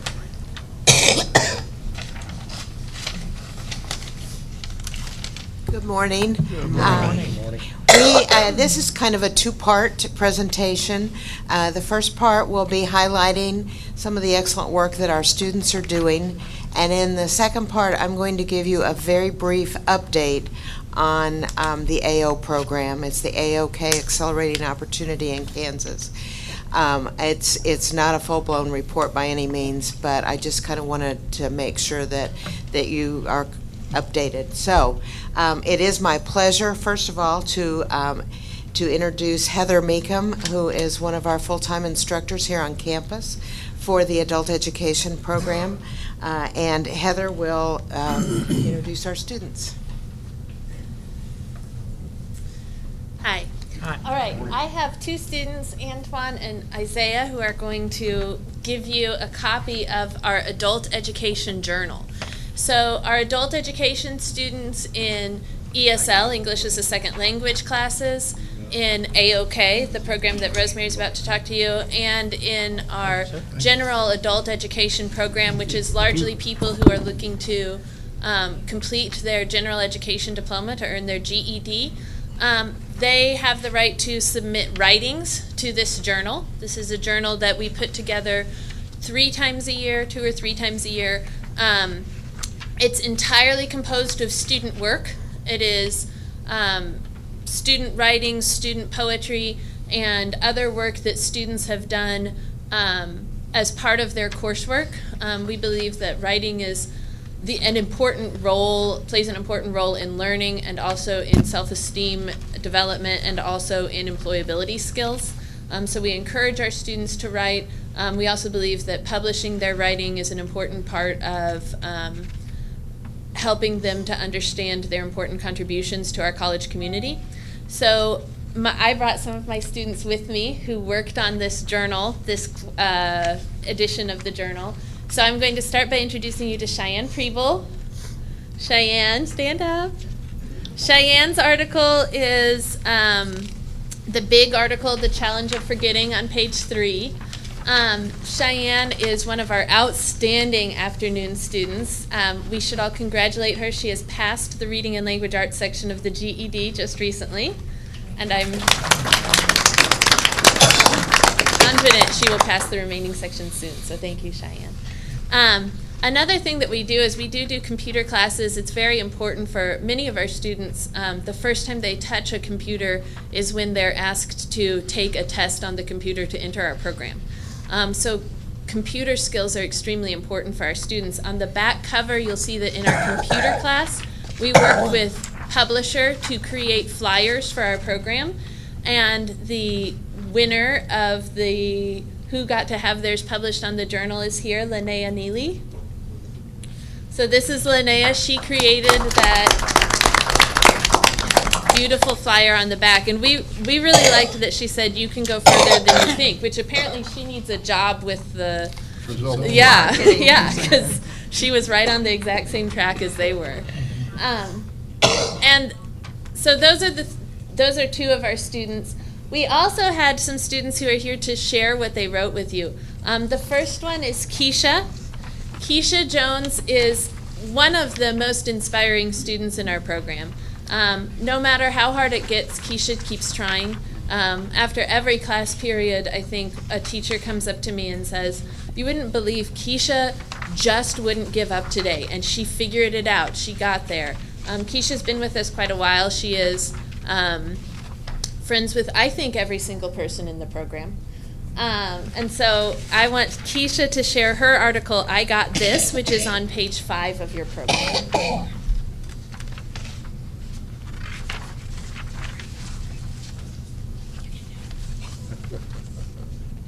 I'm a mother of 4. I have 2 girls and 2 boys. I have wanted to go back to school for many years, but as a single mother, it was not about to happen. I had to work, pay my bills, and take care of my kids. A lot of times, I had no one to help me with my kids. Their father, I can't say that. He was a sometimey person. Now my kids are all grown up, and at first, starting school was hard. I used to cry because I could not understand it. That was my first year of school. This was my second year of school, and I can say now that I understand a lot of the work. For someone who's been out of school since '92, I'm proud of myself. The teachers at the school are wonderful. They worked with me. When I was confused, they would say, you can do this. You got this. You don't need your notes. I would say to them, I'm not ready. But my teachers would say, you got this. I just took a test and I went up a level. In all, if you put your mind to it, you can do whatever you want. You can do it, and I did it, and I'm proud of myself. Thank you.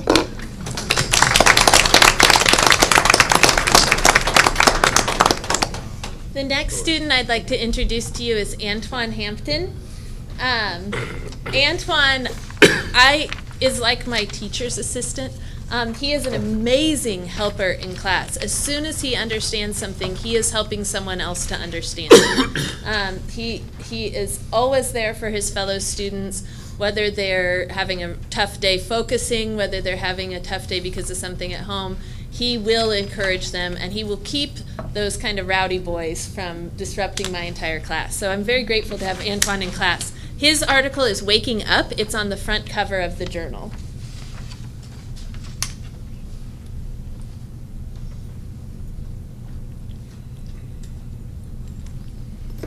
All right, I'm Antoine Hampton. Good morning, everybody. Good morning. All right. In 2006, I was running around Topeka, Kansas. I was very young, dumb, and not using my brain. The next thing I knew, I was drinking, smoking, and riding around Topeka trying to make some money somehow, some way. I was not letting anyone stop me at all. I woke up thinking about money and went to sleep thinking about money. So I bought me a car, a Buick, and I loved that Buick. The next thing I knew, I got locked up for being at the scene of a robbery. That was the hardest time I have ever done in my life. So I stayed away from the people that were in trouble all the time. That's how I got out now, and I'm back in school, going to church. Now I have my life mostly together. Soon, when I get my GED, I will be on the road driving trucks, exploring the world as I always wanted to do. My main story is that I woke up after being locked away, and now I know for a fact now that it's the small things that count. Thank you. Amen.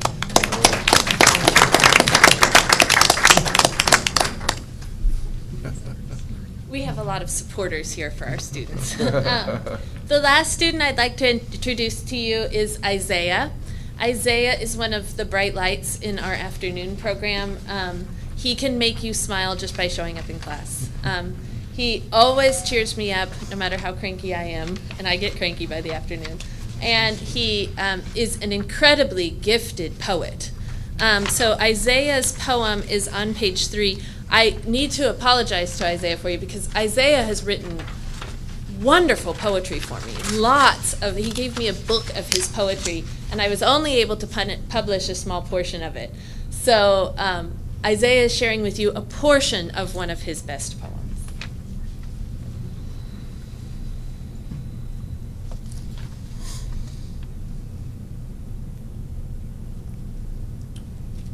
Good morning. Good morning. Good morning. The dark place. A close person asked me a while back, where is my dark place? I sat pondering on that question as I looked in the mirror. What did I see? I saw that place where I spent my life.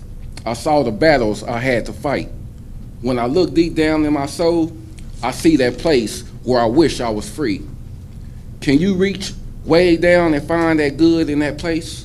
Through all the pain and that you have already faced. Somewhere in there, you are able to grab that happiness you always wanted. We all want to be free. Thank you.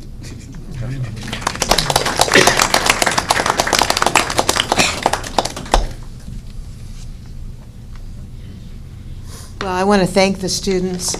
Some of them are here, they're afternoon students, so they've been here all morning and they'll be here all afternoon too. So, but this journal we started publishing this 2 years ago, and it is a great outlet for creative writing for the students, and we've seen wonderful things through the years with this. So, thank you all very much for taking part in this. The next thing I'm going to go over is just some quick, an update on the accelerating opportunity. I don't know, did you pass that out?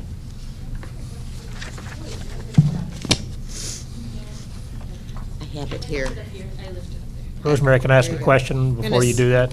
Pardon me? Can I ask a question? How are you distributing this? Is it on the website, or how do people get? We're printing them and putting them out. We haven't done a wide distribution of it. Or at least should go on this college website of some way. Yeah. We'd be happy to do that. that. I think this was the first time when I got this one in the first part of December. It was the first one I'd seen, and I was so taken back by the stories that the students told, and they're bearing their souls in these things, in these writings. There's nothing more uplifting than to read student first-person essays about how they're being impacted by education. And once I read this, I knew we had to do something with it, get it before the board and get it before the college, because it was truly moving. And the students do a great job. Yeah. Before we move along into your next session, I just want to say to all of you, you are truly inspirational. Believe me, I feel that from the bottom of my heart. You're very inspirational to us, and want to thank you for your presentations and applaud you again. These are the emotional stories that Trezolo was really talking about that we need in our ad campaigns. Right. Thank you again. Well, that's a hard act to follow. Yeah. So this is going to be very dull. I'm sorry. This is just a brief update of AOK. It's Accelerating Opportunity in Kansas.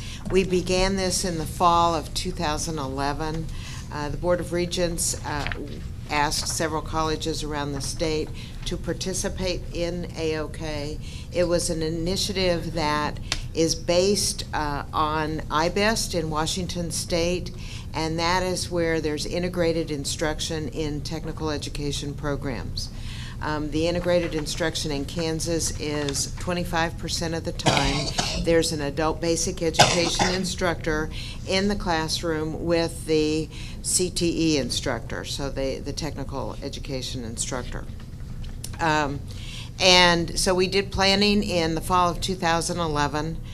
We were awarded funding in December of 2011, and we started in January of 2012. And I have to thank Dr. Wendell. She was very supportive of this, and we started immediately in the CNA classes, and all the CNA classes became AOK classes. So that, and the intent of this program was to make sure that the students in those programs had enough basic skills to be able to progress in a pathway. So pathways were developed. In nursing, there's an LPN pathway, there's an RN pathway. They can go into respiratory therapy or physical therapy assistance.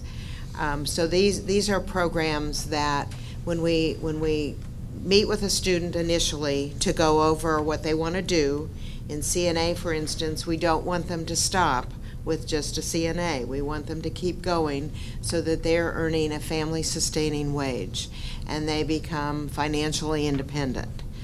And so we started there. We did the CNA classes in the spring of 2012.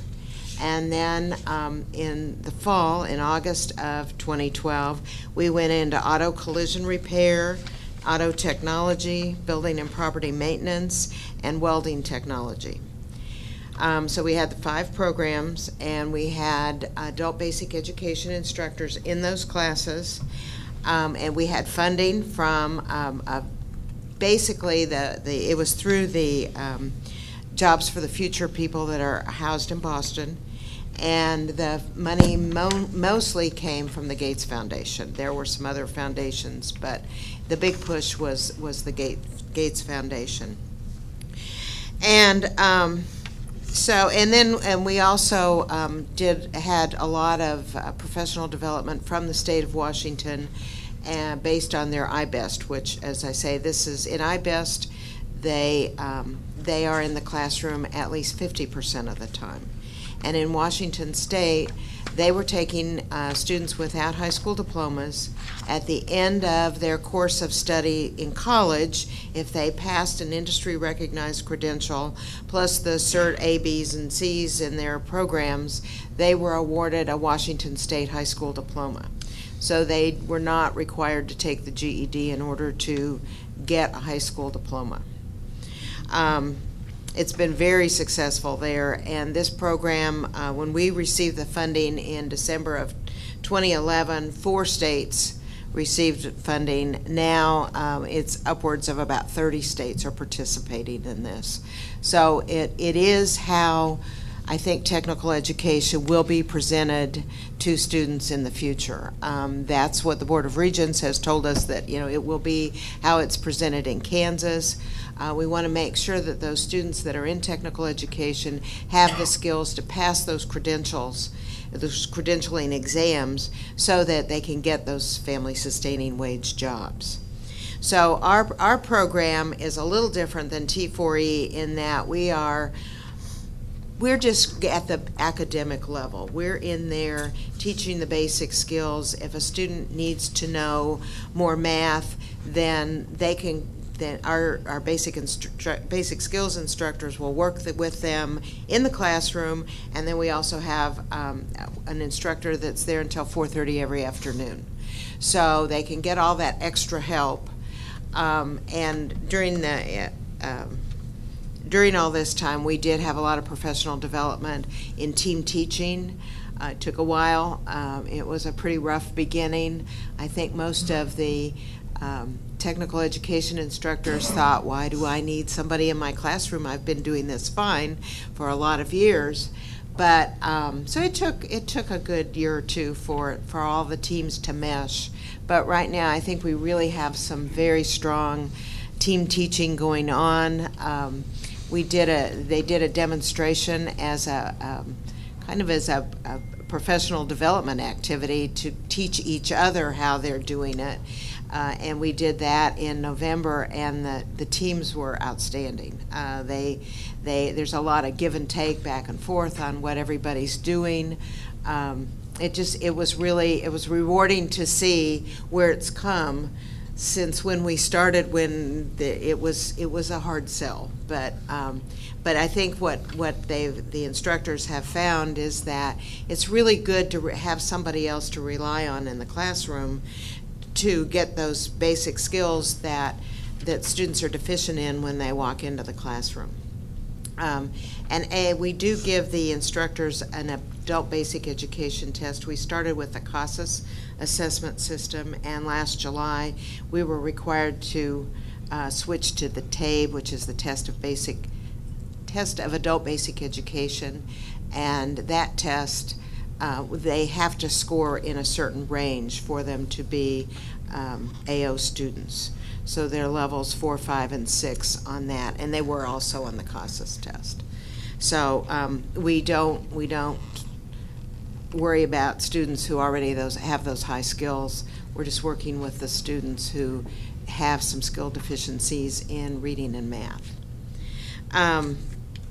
We did have grant funding the first 3 years for the instructors, and that ended. So this year we are funding it with a one-time Pell grant, or not Pell, I'm sorry, Perkins grant, and the adult basic education grant money is going to pay for those instructors.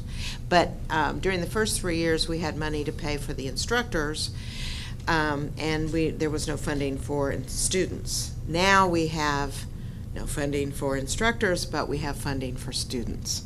So, but we've been able to cover it, I think, very well with our adult basic education funding. So I think we're in pretty good shape there. The numbers are on here. We started in 2012, and you see the total enrollment. We have, and then 2013, 2013 is when the T4E grant began, and so we were in some of their programs also, and they're in some of ours. There's some overlap going on, but again, we're doing the integrated instruction piece. They're doing all the other important things for the students in, finding jobs and so on.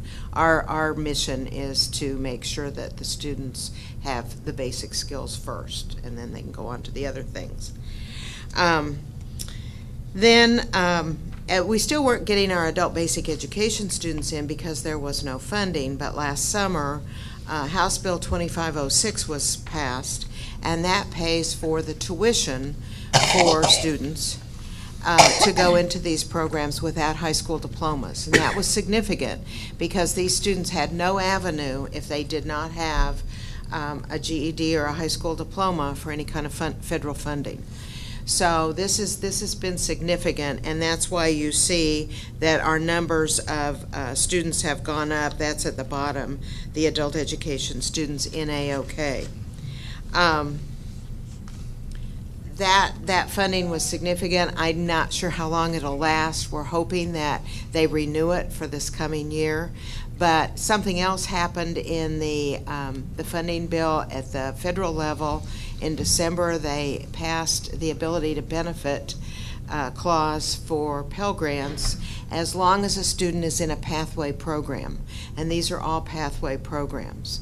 So if HB 2506 is not renewed, we still have another avenue for those students in the Pell ability to benefit. We don't know the details yet, but they do plan to have that in force July 1st.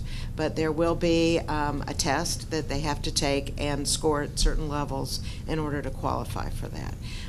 Again, that they're working on it now, and there's not a lot of information out other than it happened, and we're very happy to get that ability to benefit back. That disappeared at the same time this was awarded, And so, you know, that just took out all those adult basic education students that we wanted to get into this program.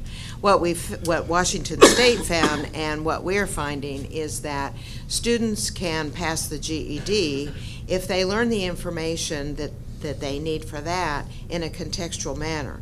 So if a student's in a welding class and they're reading the welding things, they're doing math, they're doing writing, they're doing all those things in the area of interest, then they learn it faster, better, and they retain it.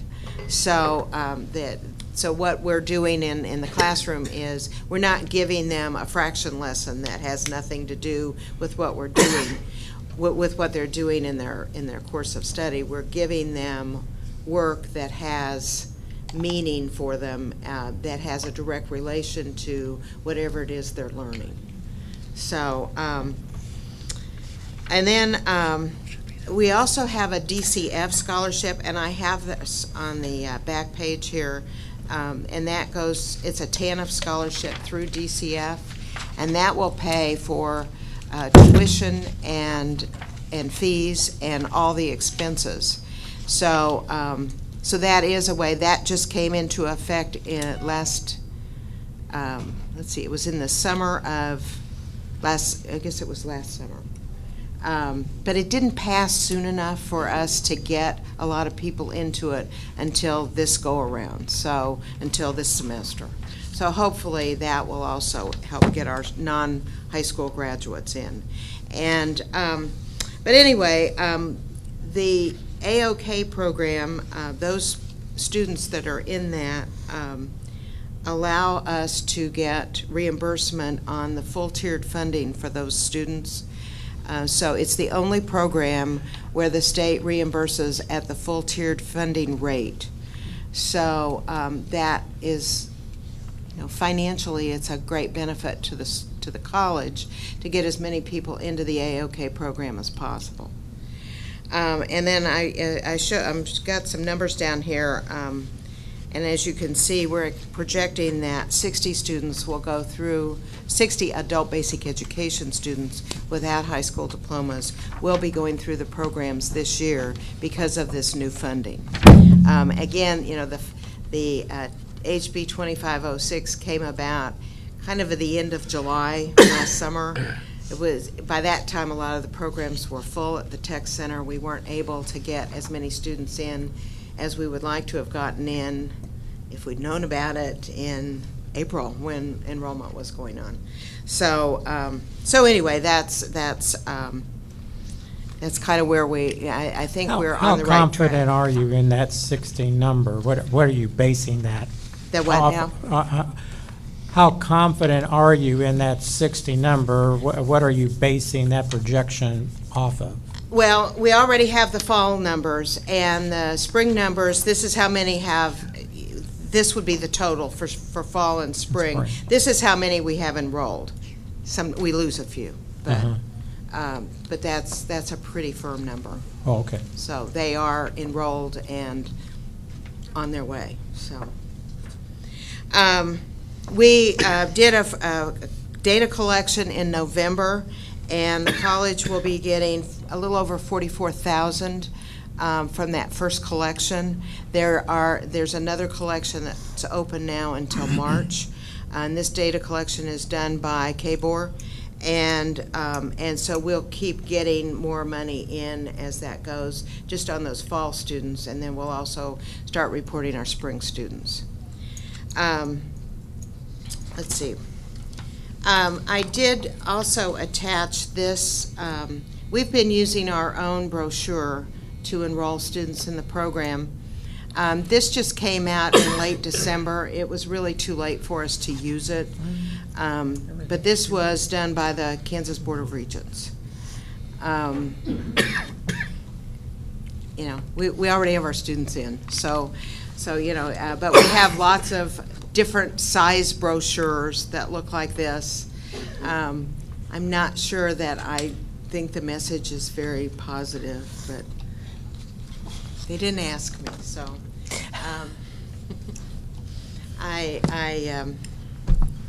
I don't know. It's a different kind of brochure than I think I've seen before.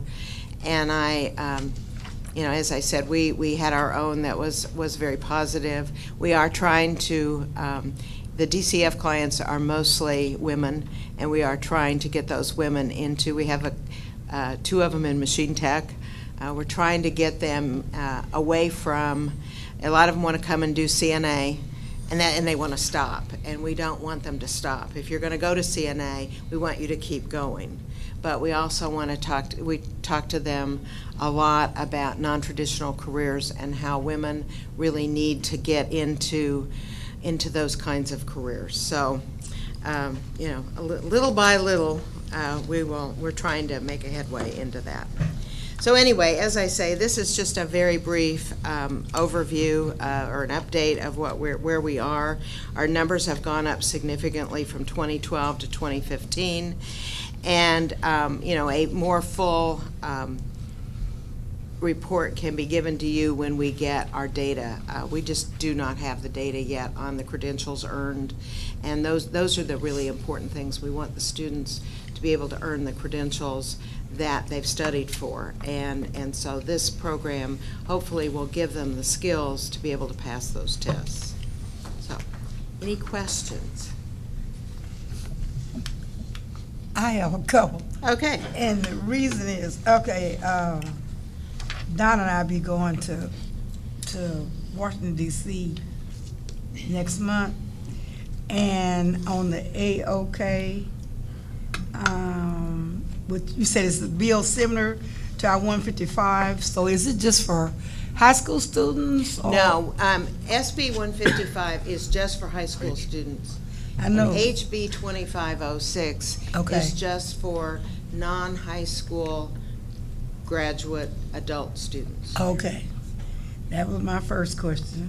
The second thing on the TANA is just for women and children, and No, we've had some men on that. Okay. Not like one or two, not many, and I'm not sure they ever got totally enrolled, but there have been some come through. Okay. You say 50% of the enrollment is paid from it, and then 50%. No, all of it. Everything. All of it, but at the end instead of the beginning.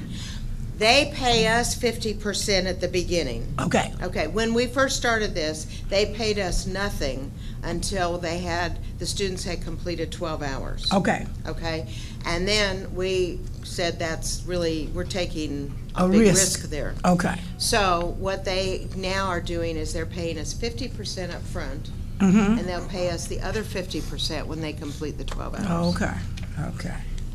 Rosemary, that Senate bill and that House bill, those are federal?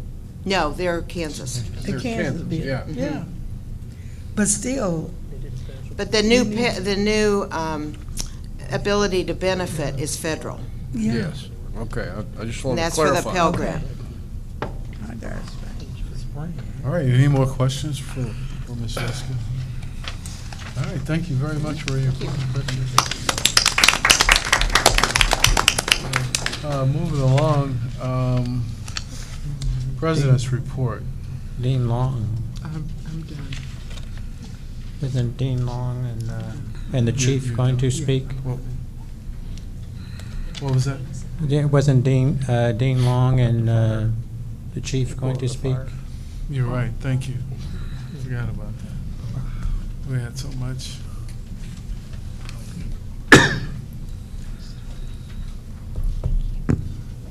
Thank you. Thank you. Okay, good morning. Good morning. Morning. I'll get started on my part of the report. I'll try to keep it as brief as possible. On Saturday, I'm sure most of you all in here know we had a fire over at our student housing complex. Fire dispatched fire department personnel at 3:37 in the afternoon to building 100. Upon arrival, there was a full-blown blaze. So the fire department worked to put out the fire. My department, along with Dean Long and his staff, we made sure everybody was accounted for And then my department also worked with the fire department to make sure all the rooms were evacuated and nobody was left inside. So during the course of the investigation, after the fire was put out, it was deemed that it was not a suspicious fire. They believe an electric blanket might have been the cause of the fire. So that was found in one of the bedrooms. It was room 108. Extensive damage to that apartment just in itself, but then there's also extensive damage to the south side, which is 12 apartment units. That side sustained, the brunt of the damage. The north side, which contains another 12 apartments, heavy smoke damage, some water damage, and they did have to cut a hole in the roof on that side. So at this point, it's going to be up to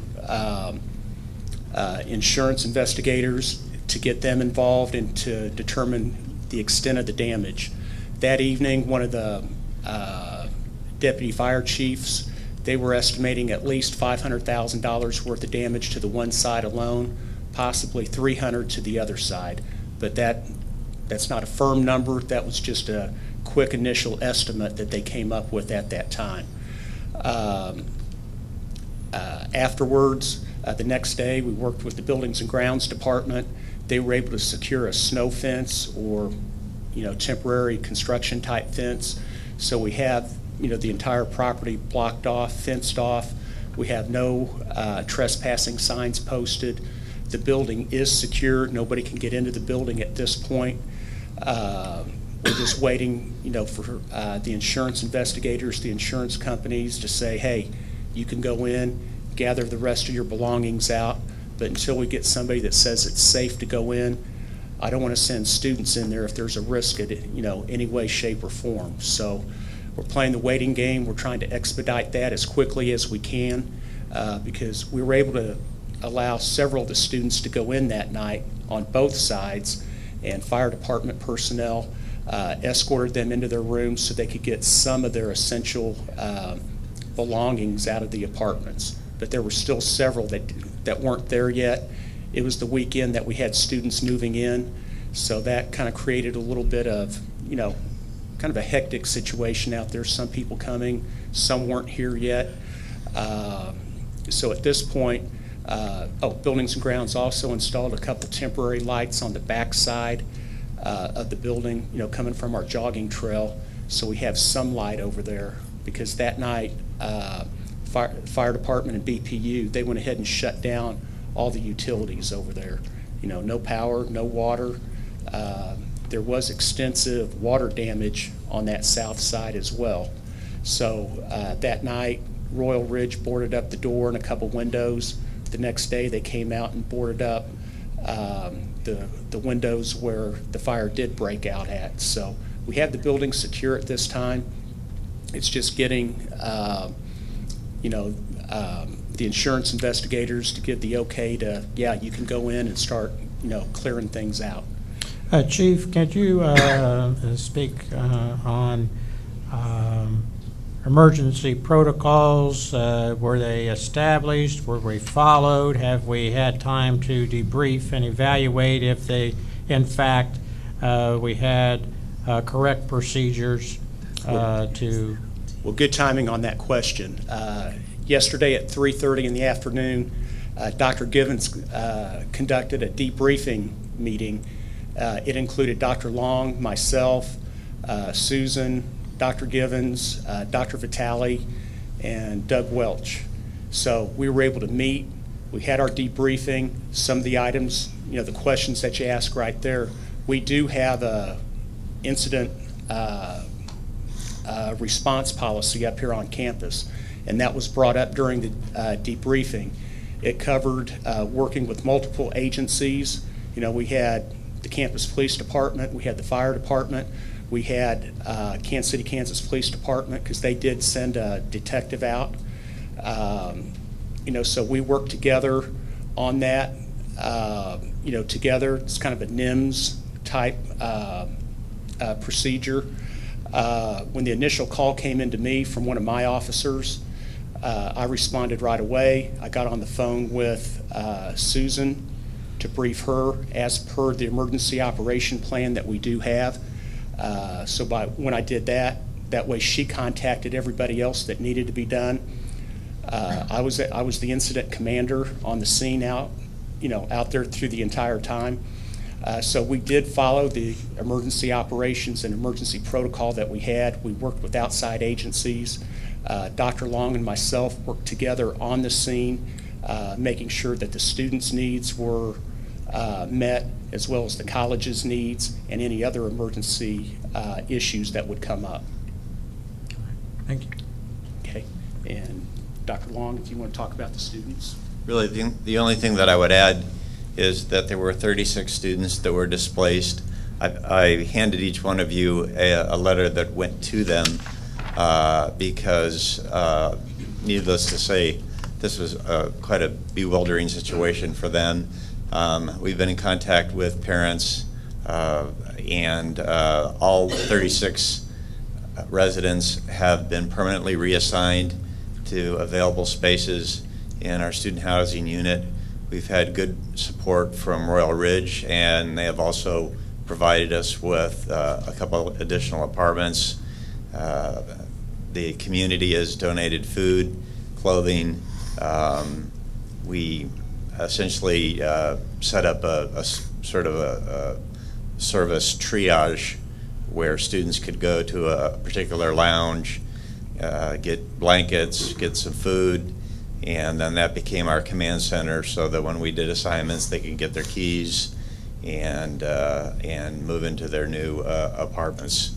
Are students happy now that maybe they have to live with 4 people in apartments instead of 2? No.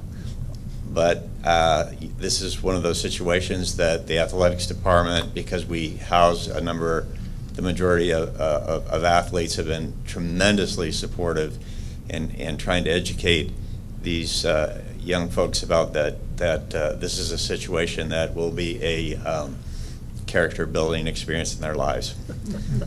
Do you have any questions? John, I have one.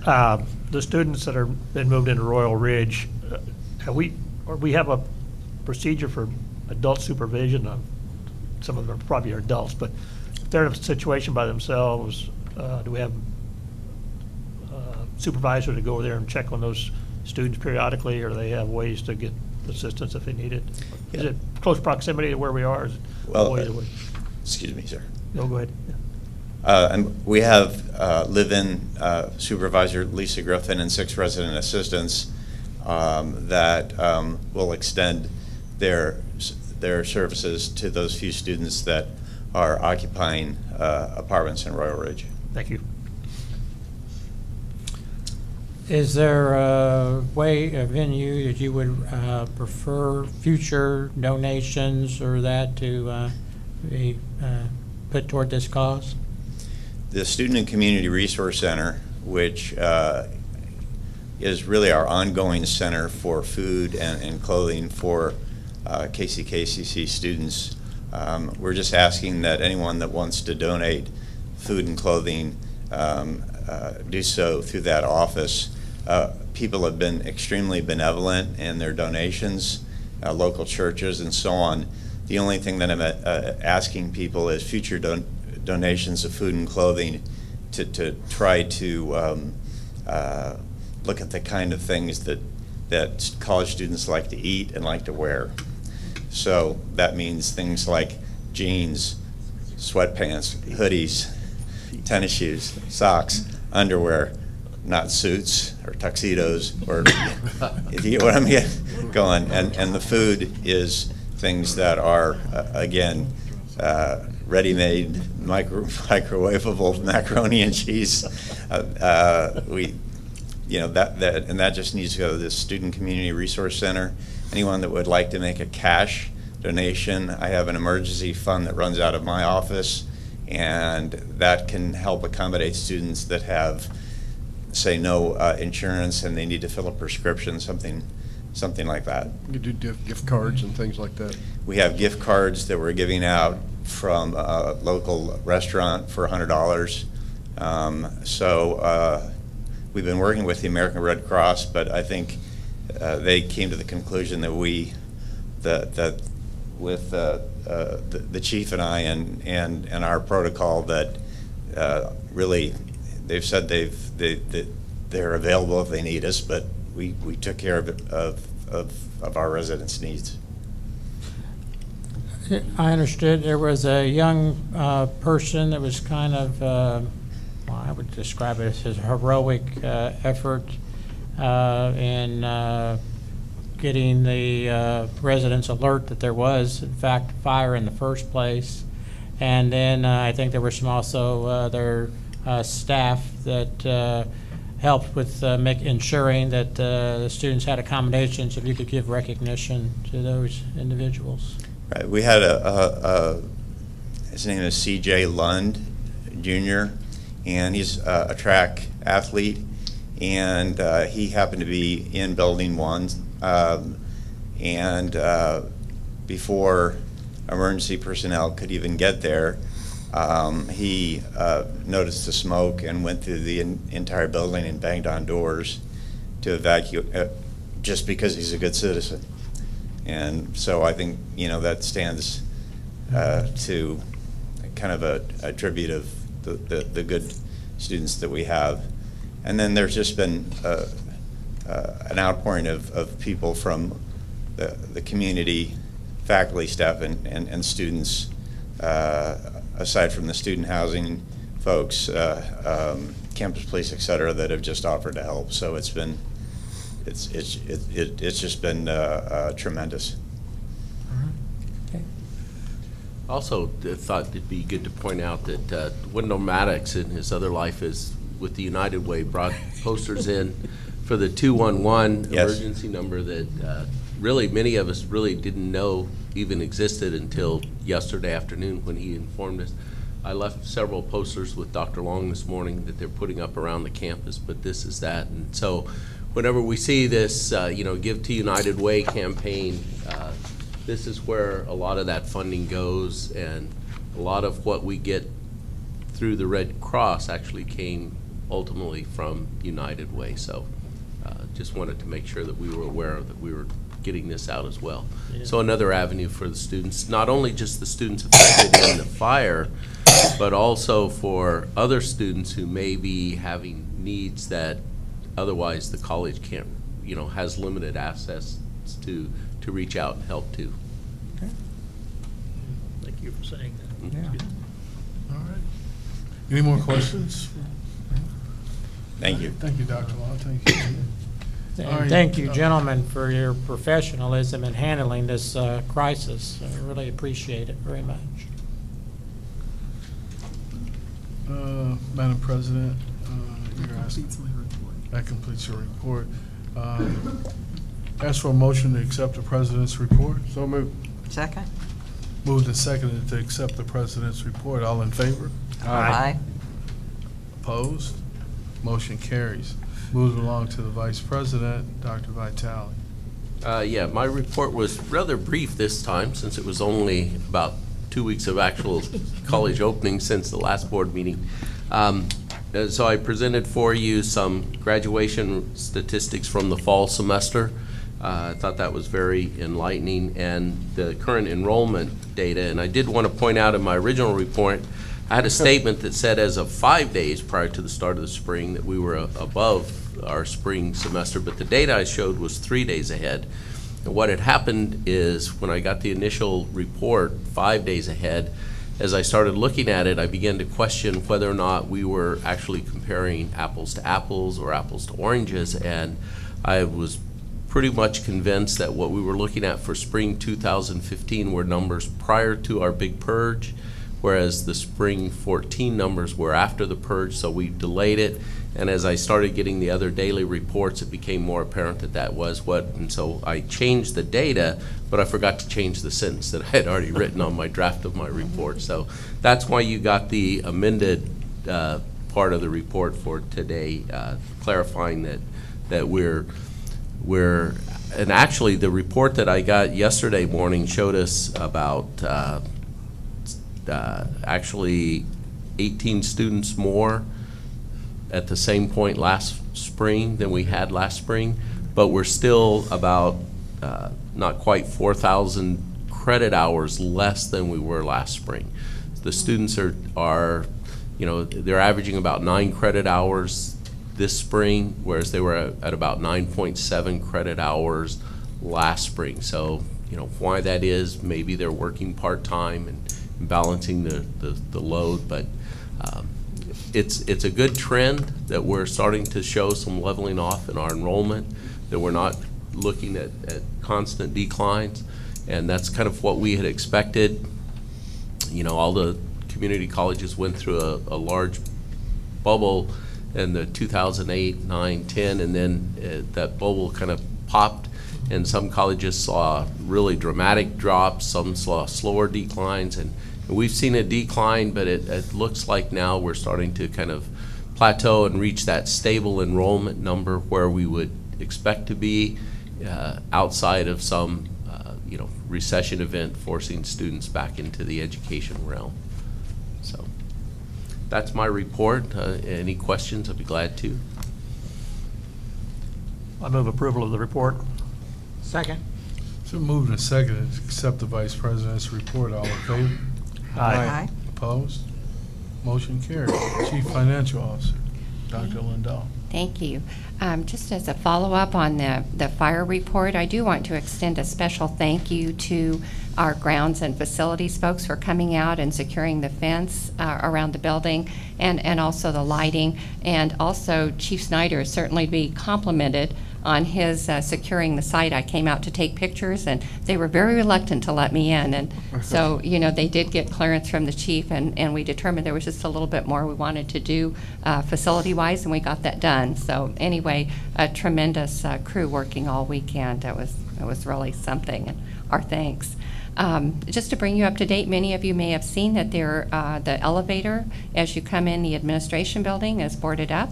That is in the process of being, that we're deconstructing and reconstructing that. It's slowed down a bit. We had hoped to have it open at this point in time, but it's progressing, and we hope to have that finished, and that we'll have better access for our students.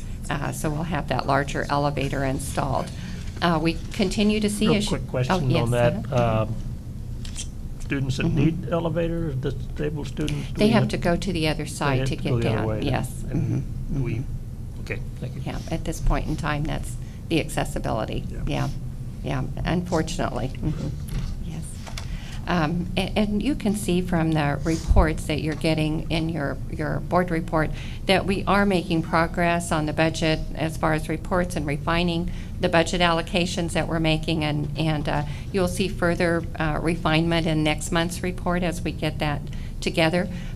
Dr. Gibbons, Dr. Vitale, and I have updated signatures at 3 of the banks, and we bring forward to you today the following resolutions to finalize updating all college accounts. Resolution number 1, if I may read that, and Peggy will have it for the minutes as well. The Board of Trustees for Kansas City, Kansas Community College hereby moves and approves the change of signers for the certificate of deposit at Liberty Bank to give Dr. Doris Gibbons, President, Dr. Susan Lindahl, Chief Financial Officer, and Dr. Michael Vitale, Vice President for Academic Affairs.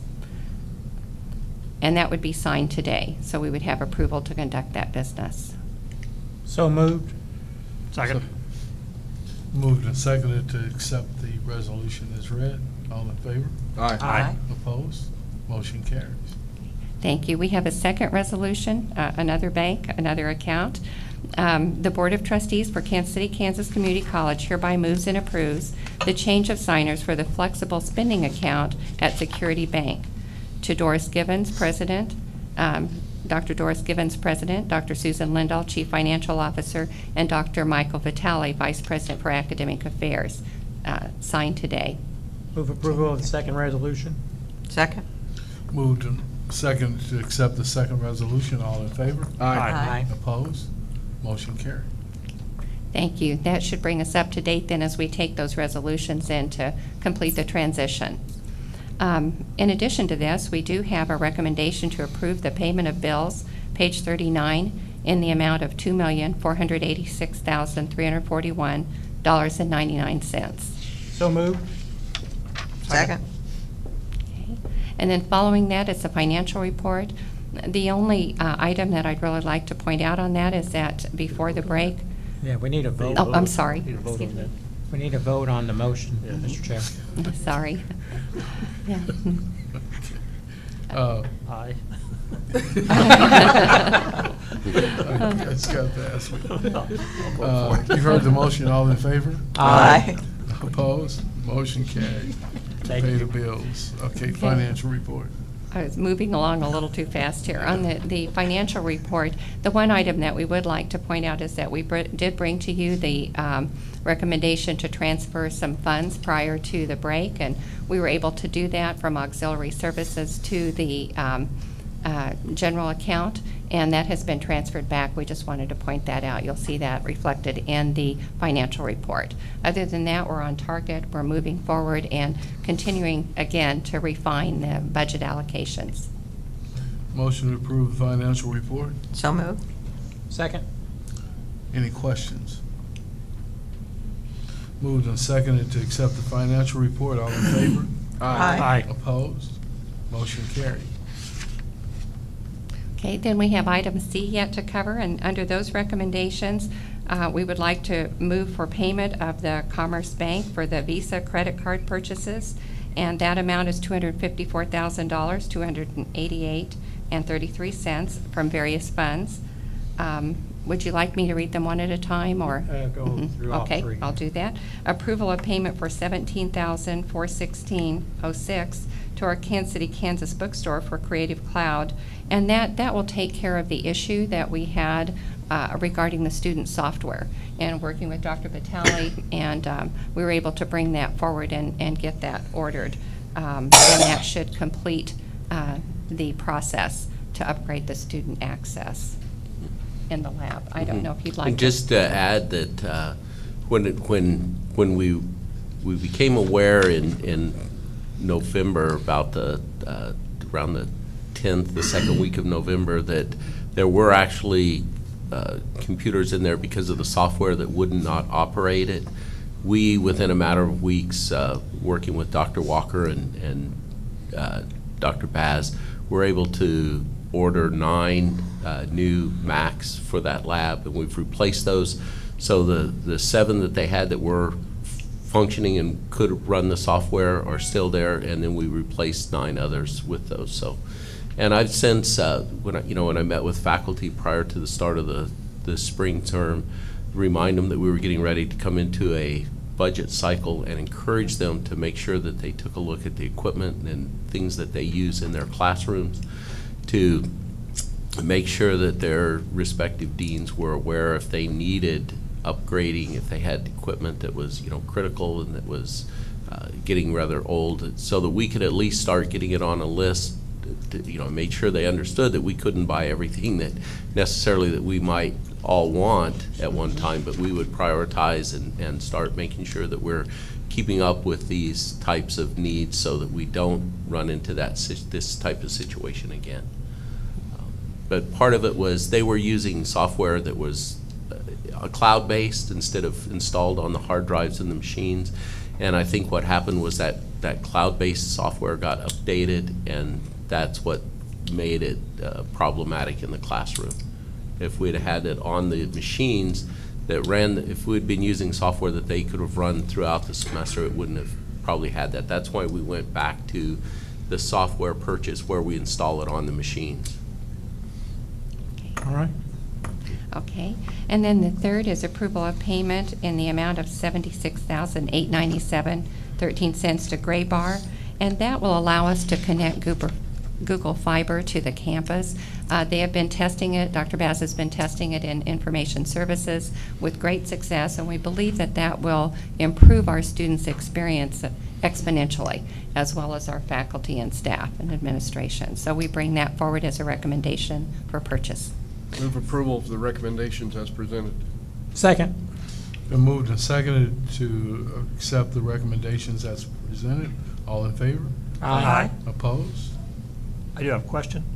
Yes. I know when the Google thing first started, there was going to be one line coming to the building, but I understand that now, and I don't know the technology piece, but now they're able to send it to different areas of this campus? Yes, that is Okay. correct, and I wish that Dr. Bass were able to be Yeah. here with us today to explain it, but as I understand it, in order to expand the pipeline, if you will, we need to have that additional infrastructure to deliver what they're bringing into us. So will it be going into some of the classrooms? Yes, yes. Wonderful. Mhm. Yes, it will. Okay. All right, motion carried. Item 12, Director of Human Resources, Abby? Okay, Well- I'll go ahead and give the report today, if that's okay, Oh. Mr. Chairman. So, okay, all right. For this, we'd like to draw your attention to items 1 and 2, which are early retirement for both Shirley Neff and Lee Teague, and then items 3 through 21. And included in that recommendation is our new director of interim director of human resources, Abigail Dillard. So, Abby, would you like to stand up and yes? Thank you. And we'd also like to draw your attention to the move from internal audit to controller for Doug Welch. So we're very happy to have him join the financial team and to provide further reporting and accountability for us. So thank you, Doug, for that too. So that is our recommendation. Move approval of the recommendations. Second. So moved and seconded to accept the recommendation of the Director of Human Resources, items 1 through 21. Mhm. All in favor? Aye. Aye. Opposed? Motion carried. Okay. Anything else? Okay, committee reports. Mr. Chairman, I have a couple things here I'm going to pass down. Mary Ann mentioned earlier she and I will be headed to the ACCT Legislative Summit in Washington, D.C. next month, which may necessitate that we miss this board meeting if it's the second Tuesday next month, number one. So I have some handout material here of what the ACCT Community College Federal Legislative priorities are, so I've just have passed those down, asked you to take one. The second thing I will pass, that's front and back, both of these are front and back, is on the front side, impact of federal education dollars on your campus. Dr. Lindahl, if Mary Ann and I could get this data and have it in hand before we go, it'd be great. And then on the back are just some definitions, some key terms, so on and so forth. Mr. Chairman, it also will necessitate that we will not be, Mary Ann and I are not scheduled to return until, I believe, the afternoon of February the 12th. Which is that Thursday. Which is that Thursday, which is also KACCT quarterly meeting and PTK, Phi Theta Kappa recognition program in Topeka. So we would request that maybe, we would certainly welcome all of the rest of the trustees that would be available that would want to attend, but please coordinate with Peggy.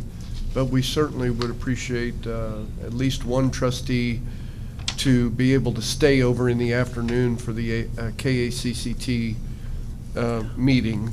I have that agenda here. The activities begin in the morning.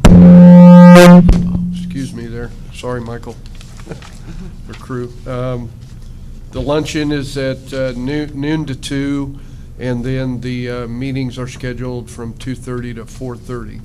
So I'll pass that down to you, Wendell, and whoever goes would need or probably want to have that agenda so that they know what their day looked like. And Dr. I don't have Givens? anything else to report at this point. Do you attend? I attend, Dr. and I drive, and I usually take the vice president with me. Susan would probably go.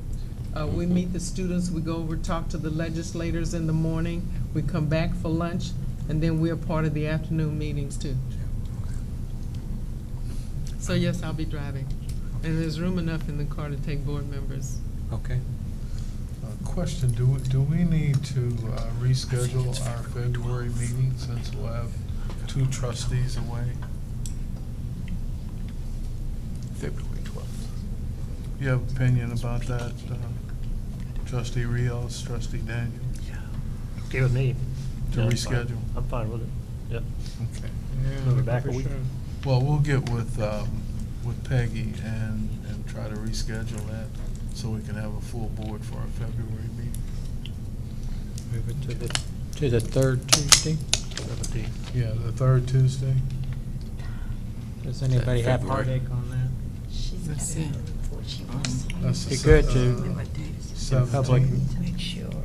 meeting, be able to change it if we could. Actually, I have it for the 17th. Dr. Gibbons, do you have? Mhm. I can't hear you. No,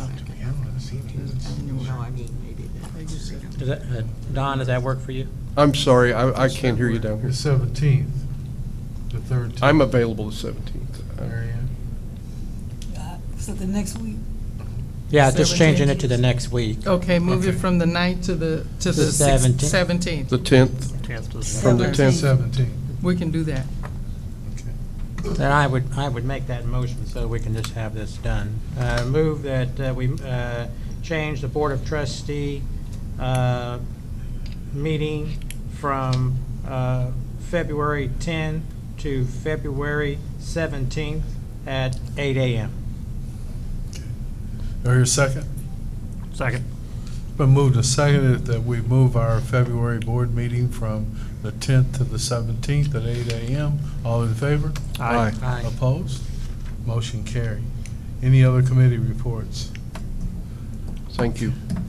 Okay, under unfinished business, on page 107 is the updated tobacco-free campus as revised. I'd like to take, ask for a motion to approve the amended version of this that was voted on at the December board meeting that did not have a startup date. The amended version has a startup date of August 2015. So moved. Yeah, we did. It's been, I have Kathy moved. Do I have a second? Second. Been moved and seconded that we accept the amended version of the resolution for tobacco-free campus to commence on August 2015. All in favor? Aye. Opposed? Motion carried. Okay. If there's no other business, I entertain a motion to adjourn. So moved. Second. Moved and seconded that we adjourn. We're adjourned.